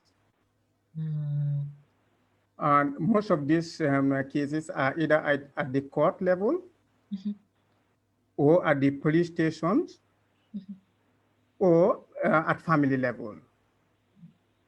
And some of them now we have to intervene from the family level to make sure that they proceed, because the family is always want to settle it at family level.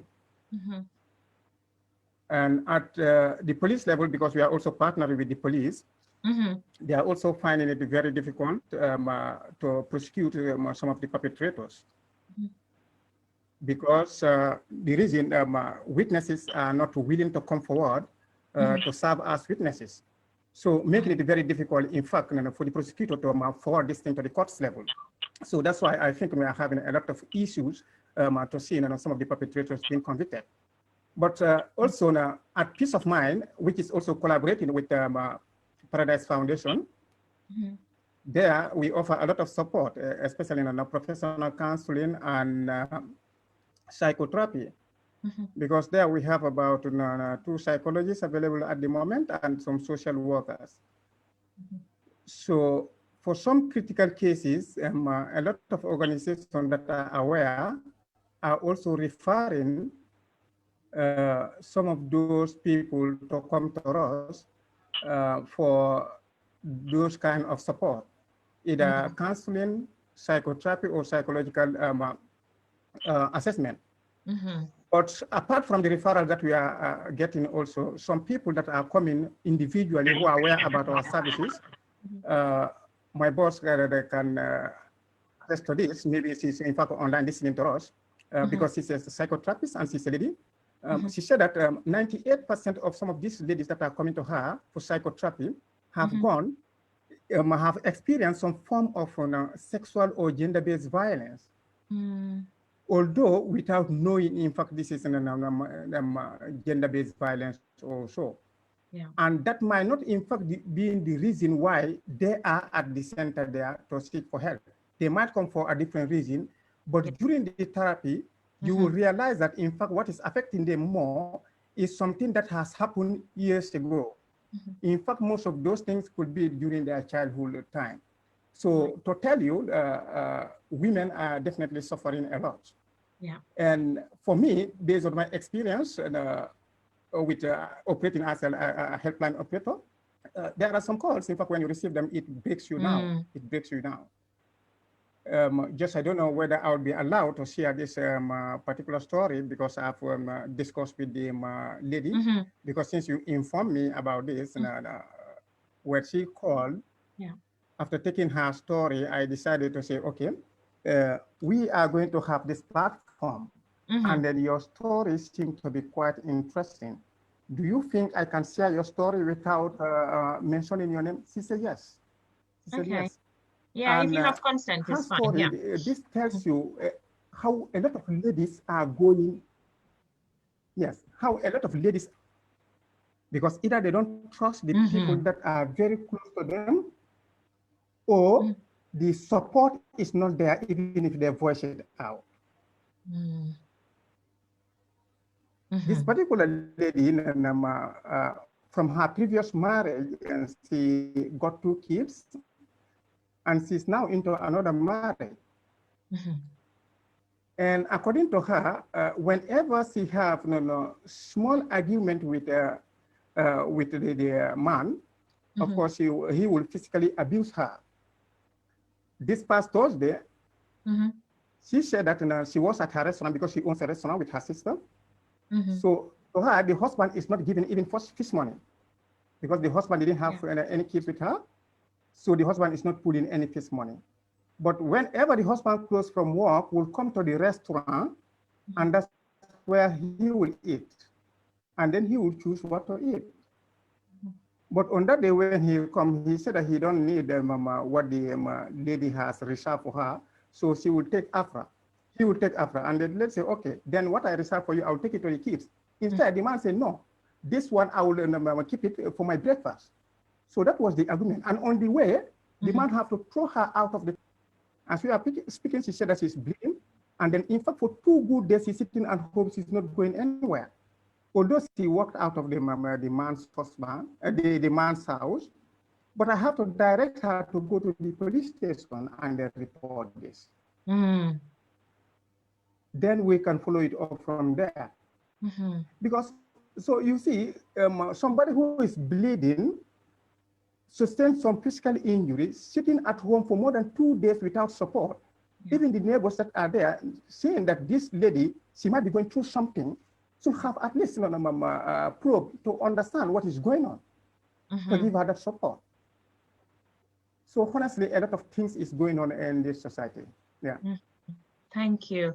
Thank you for sharing that. I think you've just given us a picture. You've just contextualized it for us. And I know this is a big issue in the Gambia. This is just one example of many that are happening in that country. Yeah. And I think that's why we are out here to talk about it, to recognize that it is a problem and then find solutions to it. And just to top up on that story, that woman, apart from the physical injuries, she's also losing money as well. So there is some economic impact there as well, because she's bringing income to the family. So those 2 days, there is loss of income. Aruna, I know when Sajo was speaking, you wanted to come in, Aruna. We've got 9 minutes exactly, so I'll allow you, Aruna, to respond to Sajo Barrow's comment and then also make your final comment or concluding remarks. Thank you very much, Sister Fatu, and also Sajo, as well as Basiru, who find it difficult to connect, but finally did, for giving us a rundown of their, the 1313 that is part of the operators. I think Sajo made a very brilliant submission regarding the laws that are available and also the weaknesses that we have as far as the system is concerned. I want to also highlight or bring to his attention that yes, in the past, the definition of rape in the Gambia was so limited to issues of carnal knowledge. But with the coming of the Sexual Offences Act of 2013, rape was broadly defined, and I think you will agree with me that it's now no longer limited to issues of carnal knowledge. This is why in some cases you'll have instances when women are even charged for rape based on their what they have done as far as that particular case. For example, if you use your money as a tool or use your power as a status to influence two people to get into issues of sex, you could be charged for rape. So yes, we have a very limited resources, and in most cases, sometimes our laws are in conflict. You look at the provision of the Domestic Violence Act or the Sexual Offences Act, and you look at in broad terms the Constitution, where it will subject people to use personal laws where it applies.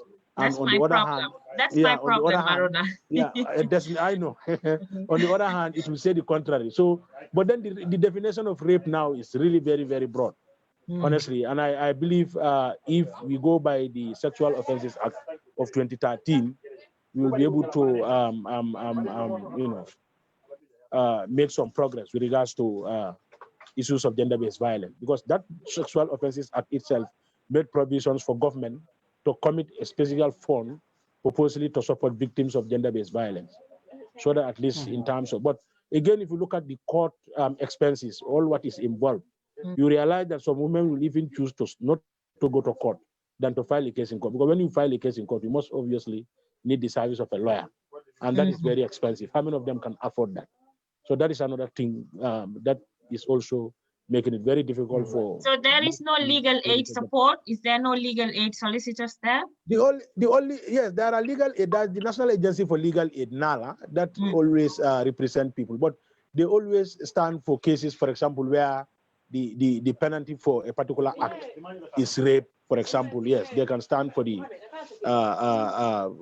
perpetrator or whosoever is in need of service for that particular lawyer. And then we have also the Female Lawyers Association, FLAG, who are also send their representative to represent most of these females pro bono without charges. But again, that is not sustainable, looking at the time and resources involved in the court proceeding.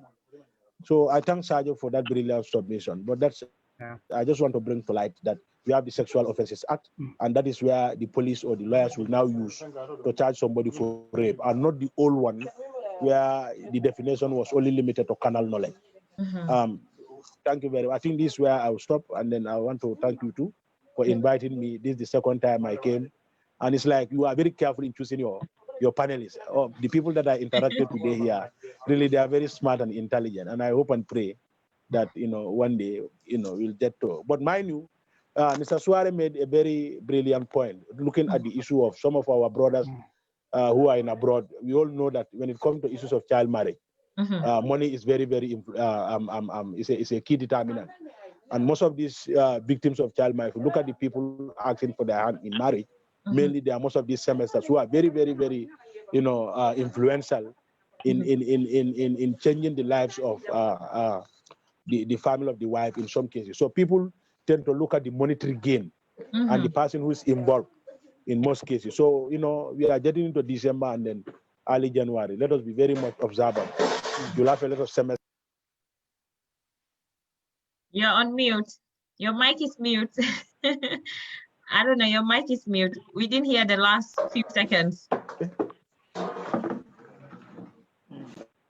Anyway, thank you. Thank you very much. I think we have 5 more minutes now. So I'm going to go round through the panel for you all to give your final, your concluding remarks. I'm on this. Oh, I don't know. We missed the final few seconds.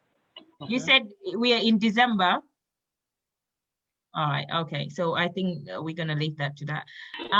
So hello, sorry. Can you hear me? I mean, we are in December going towards January. Yes, I can hear you. Yes. We are in December going towards January, and then this is a period when you will have a lot of visitors. I mean, our brothers will be visiting the Gambia. So let us be very much observant that the Children's Act is in place, and yes. Thank you. Thank you. That was brilliant. Yeah, so I'm going to move on to Michael. Your final concluding remarks, Michael. Yeah, before I actually make my final concluding remarks, I just want to thank you for granting me the opportunity to express some of the ideas, that I think we as a society, could help to address, and my final words would be, we need to work as a society. We need to work as good neighbors. If I happen to be in the neighborhood whereby a man physically abuses his wife, or whereby women and children are physically being abused, I think it's my responsibility as a patriotic and good citizen of this country to stand up and protect that woman, that woman or that girl child, irrespective of the relationship that they have with the culprit.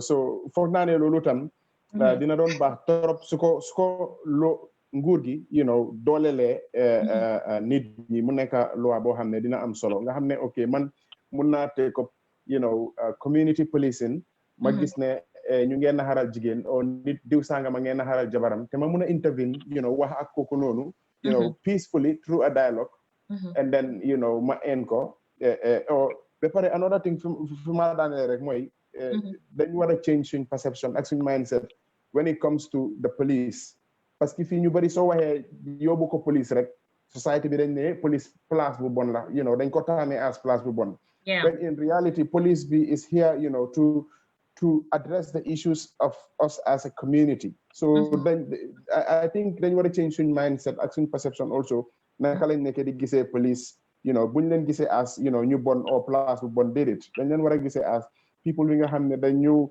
dimbale pour resolve so many of our issues di leen jaajëfal suma oncle yi ak suma mag yu ma bokkal plateforme bi di look and hope forward to many other fruitful conversations ak platforms jërëjëf Michael fanaa fi nga daalelee foofu am na solo xëj na benn mu laal si tuuti affaire yi police loolu noonu nekkul sax Gambia rek fii tam sax si out bi fii nii booy seeyal nit ngeen mu dóor la ba bëgg laa gaañ sax doo ooyee police problème yow la ñoo mujjee wax ne yaa ko yóbbu si nguur like we have this phobia around nguur police you cannot take your husband to police or you cannot call police against your husband that's a big problem te loolu tax na ba jigéen ñu bari ñu ngi suffer in silence because at one side yaa ngi protect sa jëkkër ak family bi lan lañ laa ñoo wax the other side yaa ngi suffer so I think fi nga daanelee foofu noonu nit ñi war nañ see bàyyi xel torop Fatou loo wax foofu am na solo torop ndig dama bëgg a dem julli timis waaye noo ko waxee dañ war a understand society fa evolve waaye di dëgg la ba tey am na society yu nekk Gambia boo xam ne we are close knit community boo xam ne lu bari du jara egga si police te dinañ ko mun a saafaral su nekkee ne mun naa am ñu saafaral ko lu ma waxut mooy ñu nabal ko muy continuer su nekkee ne am nañ any mécanisme society boo xam ne luy waaye am na crime yoo xam ne wala jëfin yoo xam ne dafa laaj ñu adresse ko si bunta buñ ko war adresse police yi loolu lañ fi taxawal pour ñu mun ko fa adresse foog ñu dem si institutions yoo xam ne fa la war a dem ndig suñ ko fa yóbboo dina am yeneen ndimbal yoo xam ne victime bi na ko war a mun a am tam yenn protection yoo xam ne victime bi na ko mun a am yoo xam ne society si boppam mënu ko am dafa fekk egga na foo xam ne jéggi na dayo léegi day dafa am foo xam ne fa la war a dem rawatina ñun mu nekk bitim réew fii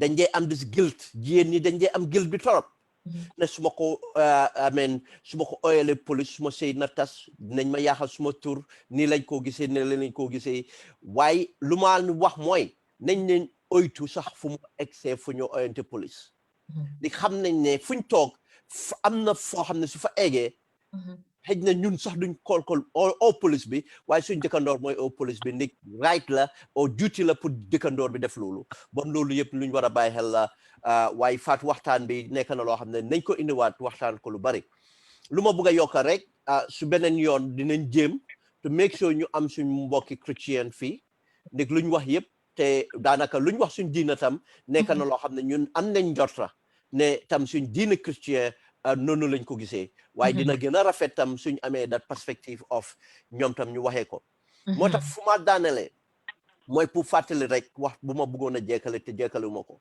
am na fuñ ma waxee ñu ne yonent bi dafa wax ñetti wax mu ne war na ñëw rus wala jaaduwut wala wrong na ne ñu dóor suñ jabar bëccëg béppee guddi ñu expect mu jox ñu bànneex wala ñu sàgga suñ jabar bëccëg baalu wuñ ko defuñ luñ war a def si diggante moom béppee guddi ñu expect ñu jox ñu suñ bànneex waaye ñetteel bi sax mu ne jaaduwut pour ñu sëya suñ jabar ñu bànneexu te suñ jabar bànneexuwut xam nga ne amul dara loo xam ne tey gën naa progressive dis wax estement ñetteelu wax bi pour góor dem ba ràññale ne bànneexi jabaram dafa important loolu progressive la bon moo tax ma ne buñ leen sélective bugg a jàpp fuñ jàpp rek waaye suñ xoolee fuñ war a xool foog naa ne am nañ ample evidence ne suñ relationship ak suñ sister si la fa nekk loo xam ne ñun ñëpp suñ njëriñ la pour ñu defar ko mu mel nu mu war a mel mu war a dem ndik mooy suñ doom yu jigéen ñi mooy suñ doom yu góor yi duñ expect amee suñ jabar yi certain ways suñ doom yu góor yi mel neneen wala suñ doom yu jigéen mel neneen te bon boobaa société du mel nu mu war a mel jërëjëf yéen ñëpp si teewoo boo xam ne teewee nañ fi ak waxtaan boo xam ne rafet na am nañ ko fi an su soobee yàlla ñun ñëpp nañ gën a xamante ñun mu xamante wut thank you it was a privilege jërëjëf Ben fi nga daanele am na solo torop yaa ngi doon wax maa ngi smile because you're saying just the right things at the right time anyway thank you very much léegi ma jàlla rek si Michael wax na Jibril si Jibril lay jàlla Jibril nga wax ñu fi nga daanele yow yeah Fatou jërëjëf waxkati definitely wax nañ kàddu yu am solo very important ideas ñun ñëpp jàngee nañ fi yu bëri in one way or the other man fi ma daanele suma kàddu mooy man dama bëgg a like ñu engage the Ministry of Youth and Sport because society most of the women who have been affected by this violence against women most of them are youth age so this society so you see male side like Boise, I can say 95% of Gambian youth are engaged into sports, football, basketball, volleyball, or any other sporting discipline. So the more you sensitize them, you create workshops and seminars for you and sensitize, the more aware they will be. So for you engage the authorities, the stakeholders, be the Ministry of Youth and Sport, those dealing with youth categories, the National Sport Council, and NOC, and even the central government. We have to engage them when you support the youth groups, different youth groups in Gambia, and even the GFF, those who are responsible for football in Gambia, and all other stakeholders of other sporting disciplines. Then engage, so they can find ways to train coaches. They are dealing with the youth, because now in Gambia, all other sporting disciplines, you have both male and female involved in sports. So you use and you engage and you train their coaches, then use some training sessions, you educate them, because youth, we have to help them to, in terms of identifying and responding the term gender-based violence. They need to know it. So you go hammer dina ñu dimbale ñu eradicate this violence against women and young girls and children in the Gambia. So foofu lay daanele suma kàddu bi di jaajëfal ñëpp small brother with Aruna and Mr. Suare and yo, Mr. Bopa, Sane and every other person, they sacrificed and took their time and then come on board, come knock over here, being in the idea before and very new send comments when you forgot go in you hamna because maybe the next minute they will be innocent or they will be guilty. So but you know that's not the point. We have to break this barrier, we have to break this stereotype. You support jigeni, jigeni before my Daniel Smakari, just remember 30 seconds, my example. Man, I was married, Aruna Hamna Sidara. Dimaseyo, Suma Jabara. Man, nini amul luñ dul wax man waaye duma dee déglu waxi nit ñi comme laay nga fii ne soo dëkki ak sa jabar am seen biiri néegi sëy nga koo jàppale si yéene nit ñi people would talk dinañ wax ne ah kii xëy naa jabaram daf ko liggéey o dafa am weakness man I even feel proud suma déggee nit ñi di ko dee wax sax parce dama gëmbu suma responsibility la li ma def pour ma jàppale suma jabar in other things and is contributing towards eradicating violence against women. So in other way around, man, I feel proud. I feel proud about it because the magisne did not say what I amut idea. So man later ma def ko lol moy tax ñom tam su fekke am nañ seeni jabar ñom tam dinañ jéma def efforts pour ñu contribute ñu def the same thing pour content lo beg do seeni jabar yi. So dama gàttale ko fii rek ba beneen yoon rek mënuñoo wax yëpp te déedéet jërëjëf sa wax am na solo trop Jibril li ma def rek mooy I'll move to Sadio Gassama Sadio ila kuma labangol nying fo nang mole bari wato nying silang namra bantare fereng I know bantale fereng sorry the man can't to concentrate fully because I was transporting the kids. Yes. Well, I would like to thank Komi Menu Baby panel and then in gender-based violence, Meta Dunia from Okonola. Komi Amanke developing world or develop or third world countries la problem with. Humanity la problem with. Because he can't give a more theater dawada dole la fi dole dominate la.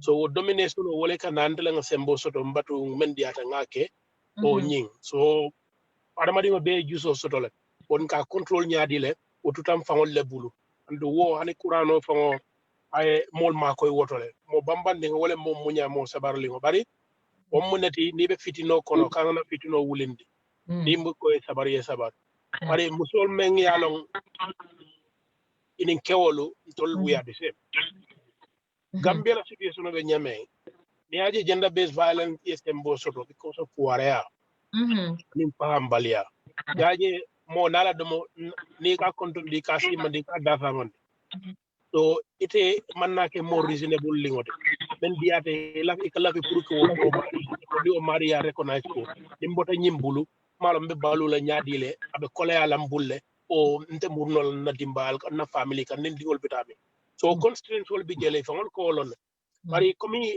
ne muso empower ye londo de ya samba karambo de londo de la 40 o ay mecho me yalong abiko avena economically economically independent by herself ikaje o muso nying ke odol sike nyaonya e ka bunyani horomo dila because of member bulu yaje e ba ko yes hana nyim botam bulu atakela liability di abe independent no la fayen so muso nyinga bala nyanto lon nala abe be pare abe sembo men soto la ala korda kono komi wo abuse wo sifal woltena kala je so that will help obama ko elale pour ka fuwara ya fanam bay so ni fuwara ya bayta ibaje la wo time la fon bina kango soto la me ya longa well ma fa na ke ma eta pa an pa bari be silale e cool discourse nyoka ke mabe bunyani horomo sikala batila afane bunyani horomo sikala dia kalon ka fudule ni momo ni ngandol misil mol mana ne fuduta sa ko muso e ka fo fuduta pour ala batole lillahi ala so wo ala bato bita qur'ano kono la yajiba prescribe nyame so na rete fuduta la vero objective le midla so you can go and see bari fudu data le fudu bango data so dulama yalon ko si mantoro soto je man ni dia soto ya be mantora la islamo ya pamid le ko ye bo relationship nyin kono because katara je na fatije anyway because futuo ngakele puru kan nyonni yodi adje so ngani mem foten comme ni aje ke wolbe violence ke la musol kamma akaro mus jama bi je sembo bulo me ko ben so ba ko ni tata ini dingol malaji malabe balundil and often ka jele ko nin keo ay fitinotili muso la natata fo muso ñi walantir rabulu futuo aka muso na dingol bele bay woliyete barin kewol ya o fama ñola so they use that as a punishment so jamal bije men yale silato sifalla woli kamenke ka fole ko ke mbadu ngasi ngam munya dole fana ya fo jang coming at your family level ye ba ma je furuta that kind of system le bara expect ko ita fana nyanda futulo system o sifa bari al maybe alla futol te kilinna yaje dol bije isi taraje because ni ku ya do bije apoka kayra dila kay si yola fa doyante so relationship te dunia kono me yalla jarta walo e ni yola be tulaje o si yola be bandaje o relationship mantraje because hani dingol me ka ko ye munye kan o dingol nying ila ni ku ya buka support di no le nyanta support men di le but anyway mbadan na janne one time so I will thank you and then other panelists for their contribution, and we hope to assemble here again in future at a better time, where I mean, the new topic telling abroad better because the society, what is happening there, to me, is unacceptable. And the Nala Baraka, Ninga Kuma for me along, it's not ideal to anyone. That is my apology. If I say anything better, that is with the help of Allah. Allah Baraka. Thank you, Fatu, Kepe Baji. Thank you. Itu mu feminist, ya itu mu feminist leti. Itu mu feminist ya ikan dangam na dorong, bari mu feminist leti. No more pangan tonya wolle ka fanya. Anin na wai bi ma ya kabari yang kol. Ako jem be far baji kol la nga fa ko ikambal domoro. Thank you very much. I mean, ngamira ye dula male ya la ya bandame ya rapop dama kuma ya tele what I'm so ndoma will give you a very better very good trip. Sajo Baro. I tell you the last word settle. Bari ye nyindula mem fote ngamira bitiata molia not walem financial independence because wakati na le jama musol kasi come ye mem for and sometimes yes ibuka fitieta do kola bari unpaid work ikawole ke suokono ibe many ke kan suokono it's contributing because niaje ke waka wulu no ita do kola ame mira dimbaya la jumal ko ngol drop la jumal be pick up la ninata dumoro be tadla suokono le musola kataraji so she's actually working but it's not paid so nyanta ofana recognize la bara betiata musoye financially independent because nika soto ke fango ye jama ke ofana some men can actually restrict you from being financially independent isaje ko ise power and control exact no nyame so abeti ata musoli je hakilo tu je to kalon ko priye kodo soto e faye ye financially independent ye bank card also akuma yata nyinkuol be kono because akema ko le ni lafta kata ye fang look after no. We hope that it would reach that, but that's the reality. Sa imbesa wonna Basiru ya dorong saja baraka nga sa Basiru ya la final words ko den nga nata Sadio Baroya. Basiru. All right, Allah baraka, thank you. Baraka. Baraka baraka Fatu.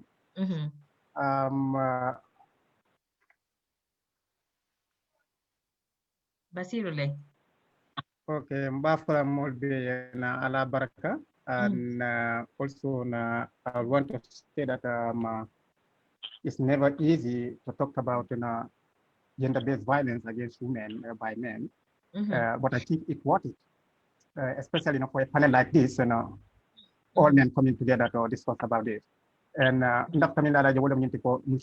they should see themselves as a priority, because if you are not able to take care of yourself, I don't think you can be there in a more sustainable way to take care of the entire family.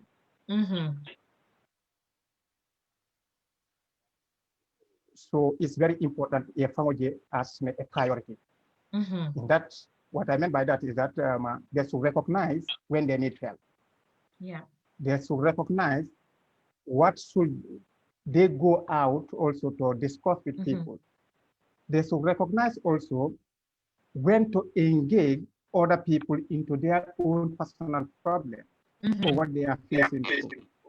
They should not feel shy also being abused by a man and then they go out to seek for help. They should not feel shy of that.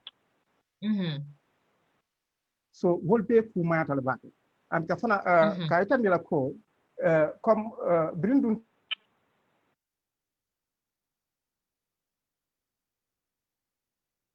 Looks like we're missing Basiru again. Basiru, la network go bitakan ne? Yeah, so I'm gonna move on to Sajo Barrow. Oh, thank you, Fadu. Baraka Bake. And then the panelists will be antana be tentula for the time and then listener. Tela kumala bombe kalamenti.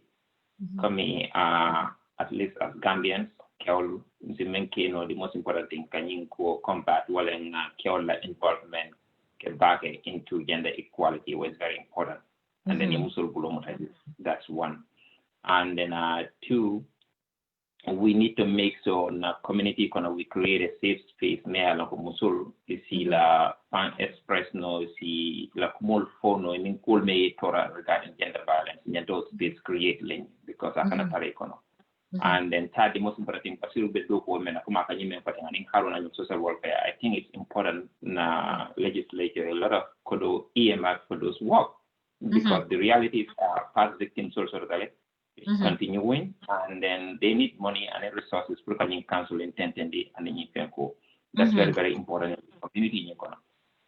And then finally, committee political will in terms of legislation. And then I want to thank Haruna for bringing the Sexual Offense Act or but more men understand that when it comes to rape, crime is against the state, the people. Of course, ordinarily, I understand a lawyer needs for their own protection, but in most states, like it's a crime against the people. What I need a charge of a state versus Sajo or Card Naga.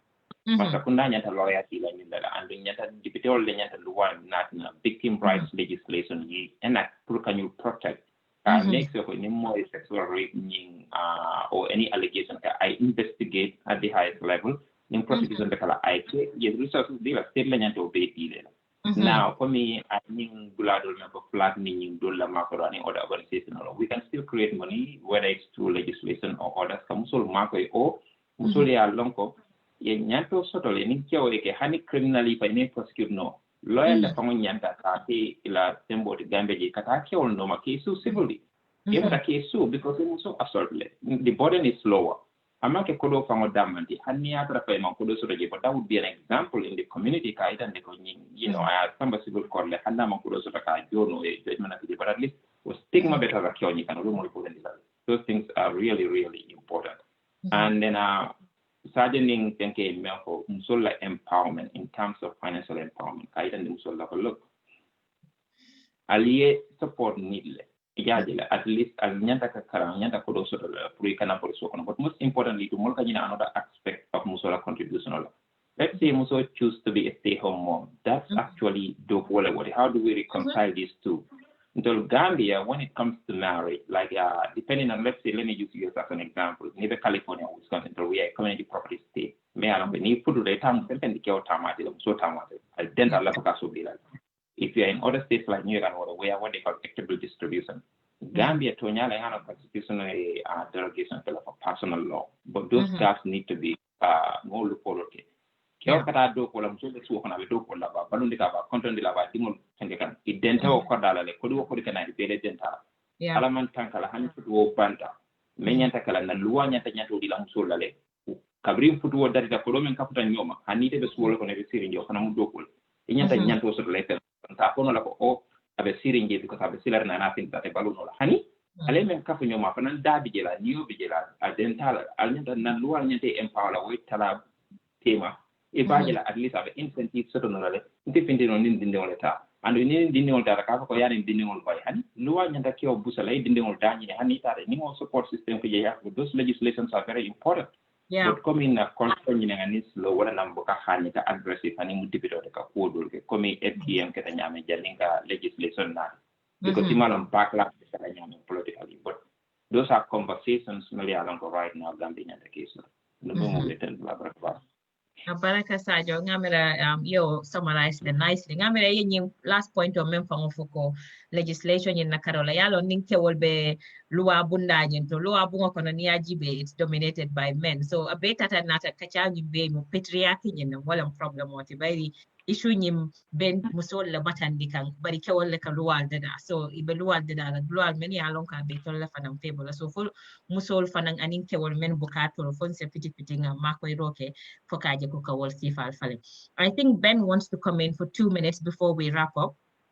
Ben buga nga ñew tedu yaangi on mute yaangi mute.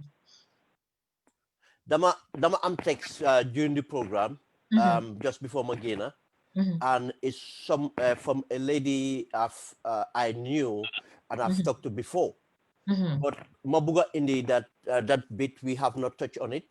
Mabuga ma highlight ko because of waxtaan naa ko moom ak tam waxtaan naa ko jigéen yu bari. And mostly jigéen ñi ñoo ko gën a nekk di ko teg seen moomi jigéen. Fatou tey la fa am na lu bari lu xew bu mënoo ñoo duga yëpp si yëpp sax. Ba tey am nañ generation boo xam ne. am nañ góor yoo xam ne they are young but they prefer to marry or date older women. Tey jigéen yu bari seen moromi góor topput nen wala utuñ nen. ñeneen ñi to no fault of theirs yàlla def musuñoo sëy. ñeneen ñi to no fault of theirs dañ divorce. ñeneen ñi seen jëkkër yi réer seen partner yi réer. And in this case, barina tay ñu ngi force, this is another disadvantage buñ tek suñ jigéen ñu ngi force jigéen ñu bari ñu ngi dugg ci relationship yoo xam ne du ko noba. yoo xam ne mun nañ see sëy sax waaye ragal nañ see génn feeñ pour sëy. Léegi fu nekkee ni góor gi sax ñoom magee nañ góor gi ñetti at wala ñeneenti at wala juróomi at. ñaareel yaayi góor gi moo see bañ. Papa bi sax daf am empathy about it. te dañ war a nangu generation mu ngi change involvement mu ngi am. góor yaa ngi am more confidence to feel ne de probably ñoom sax lu leen sut tey xëj na more mature women lañ prefer dan seen morom. waaye di nga gis ne society tam moo tax lii yëpp dañ am pour waxtaan lii yëpp waxtaanam am na. dañ am pour recognize this fact. moo tax suñ waxee lu ñoo wax ne xale suñ brothers yi ñu ngi jógee si diaspora bi dem di fin am na xale jigéen ñu koo def but am na jigéen ñu koo def nekkul na seen coobare. amen situation buñ nekk dynamics yi nu mu demee tey ñoom they are appealing probably nañ waxante dëgga relationship lu bari moo ko dee indi. am na loo xam ne mu ngi si ñoom is appealing to younger men. And those younger men prefer te rusatuñ wala ñoom bugaatu ñoo nëbbu sax. waaye society nanguwu ko. waaw mooy wane lii yëpp bon ñun mun nañoo toog di gis góor yu mag di taka ay ndaw waaye pare wu ñoo gis jigéen di sëya koo xam ne moo ko mag. loolu teguñ ko suñ diina ñu ñëpp xam ne teguñ ko suñ diina waaye aada la war nañ koo daaxa suñ biir suñ sista bi la fa bëggoon rek ma ekkati ko. and mu ne especially yéen jigéen ñi. ngeen koo waxtaan ndi moom gis na ne jigéen ñi ñoo ko gën a def problème dan góor yi seen bopp. dan góor ñi jërëjëf xanaa loolu noonu it's another big topic of its own bi nga xam ne sax mooy violence woman to woman abuse bi ñoo wax because loolu noonu daf dee am ba pare tamit ak society naka lañ dee thinking the way the perception the expectation of women nii lañ war a def ak lii lañ war so loolu tamit it's a big topic bi nga xam ne xam naa dinañ ñëw waxal sister bi ne dinañ ko waxtaanee fii nii I'll make a note ñu ñëw ñu toog waxtaan ko because man suma boppa at the moment am naa nit ku ma xam koo xam ne mu ngi am situation boobu noonu mu ngi bëgg a seeya koo xam ne is 10 years she's 10 years in fact older you know mu ne man du ma ko def I won't do it you know ma ne ko waaye su fekkee ne buggante ngeen waaye comme society bi la rek comme ni nga ko waxee waaye we will talk about it it's a problem man fi ma daanele rek bëgg naa leen a gërëm yéen ñëpp di leen sant I think this is very very fruitful jàngee naa fi lu bari normally man I am the one who talks too much but today it's more listening to you because you are all very knowledgeable xam ngeen li ngeen di wax te jàng naa fi lu bari te fa naa listeners yi tamit ak ñu ñoo seetaan jàng nañ fi lu bari am nañ fi comment yu bari bari am na koo xam ne mu ne the panelists are great and have in-depth knowledge in the areas ñu ngi leen di jërëjëf bu baax a baax am na koo xam ne mu ne there is a need to educate women give them their rights to participate make their own choices and give their right to hold highest offices without patriarchal domination, among others. So ñun ñange engage on fini. It's unfortunate the panel bi su magee yenn side do de mëna phone calls ñu ñëw fini. Why I really want to thank you all for your time. 2 hours and a half dafa gudda torop, and waxoon naa ko fi a lot of people think that góor ñi duñ génn ñu wax ko te as you said, violence against women is not just a woman's problem. It's a pandemic basically loo xam ne góor ak jigéen ñun ñëpp stakeholder la ñun ñëpp war nañ koo mën a waxtaanee ñu find solution towards this, especially su fekkee ne ñun jigéen ñi ñoo dee nekk victim waaye majority of the time góor yee dee nekk perpetrator. So it's important that we have men that are willing to talk about it, to be open about it, ñu find solution te foog naa solutions yi ngeen fi wax tey jàng bokk na si. Education is key. Ba pare ñu starté ko from school xale buñ nekkee si very young age, nursery in fact, ñu jàngal leen new gender roles, fana healthy gender roles dañ leen war a jàngal, roles yoo xam ne comme doo wax ne tooy bii nii xale bu jigéen a ko war a foyee nga jàngal góor karaté bu ko defee wala xeex bu ko defee moom mu feel ne moom physically he has to be violent or he has to be dominating. I think part of the solution wax ngeen ne tamit mun nañoo lifin nakataati jigéen ñi war nañoo mun a independent ba pare ñu take ownership, góor ñi tamit ak perpetrators yi su fekkee ne sax du góor war nañoo mun a take ownership, ñu take responsibility, ñu acknowledge ne lii am na and it's a problem, because dara doo ko mun a sort out without you actually acknowledging it first and taking that ownership. I guess this is where we're gonna wrap up. It's been a really good experience for me, and I think it has been for you too, and I want to thank you all. Enjoy the rest of your weekend. Dina oyati a few of you again, or maybe in fact all of you ma def ko in different segments, maybe 3 or 4 bu ko defee panel ba bu mag bu baax ñu mëna waxtaanee more issues. So go have a good time with your families, and thank you very much. Ñu ngi gërëm listeners yi tamit ak déglukat yi ba another time. Hanna be my final show for this year, so I'll see you hopefully next year, inshallah. You all take care. All right, bye.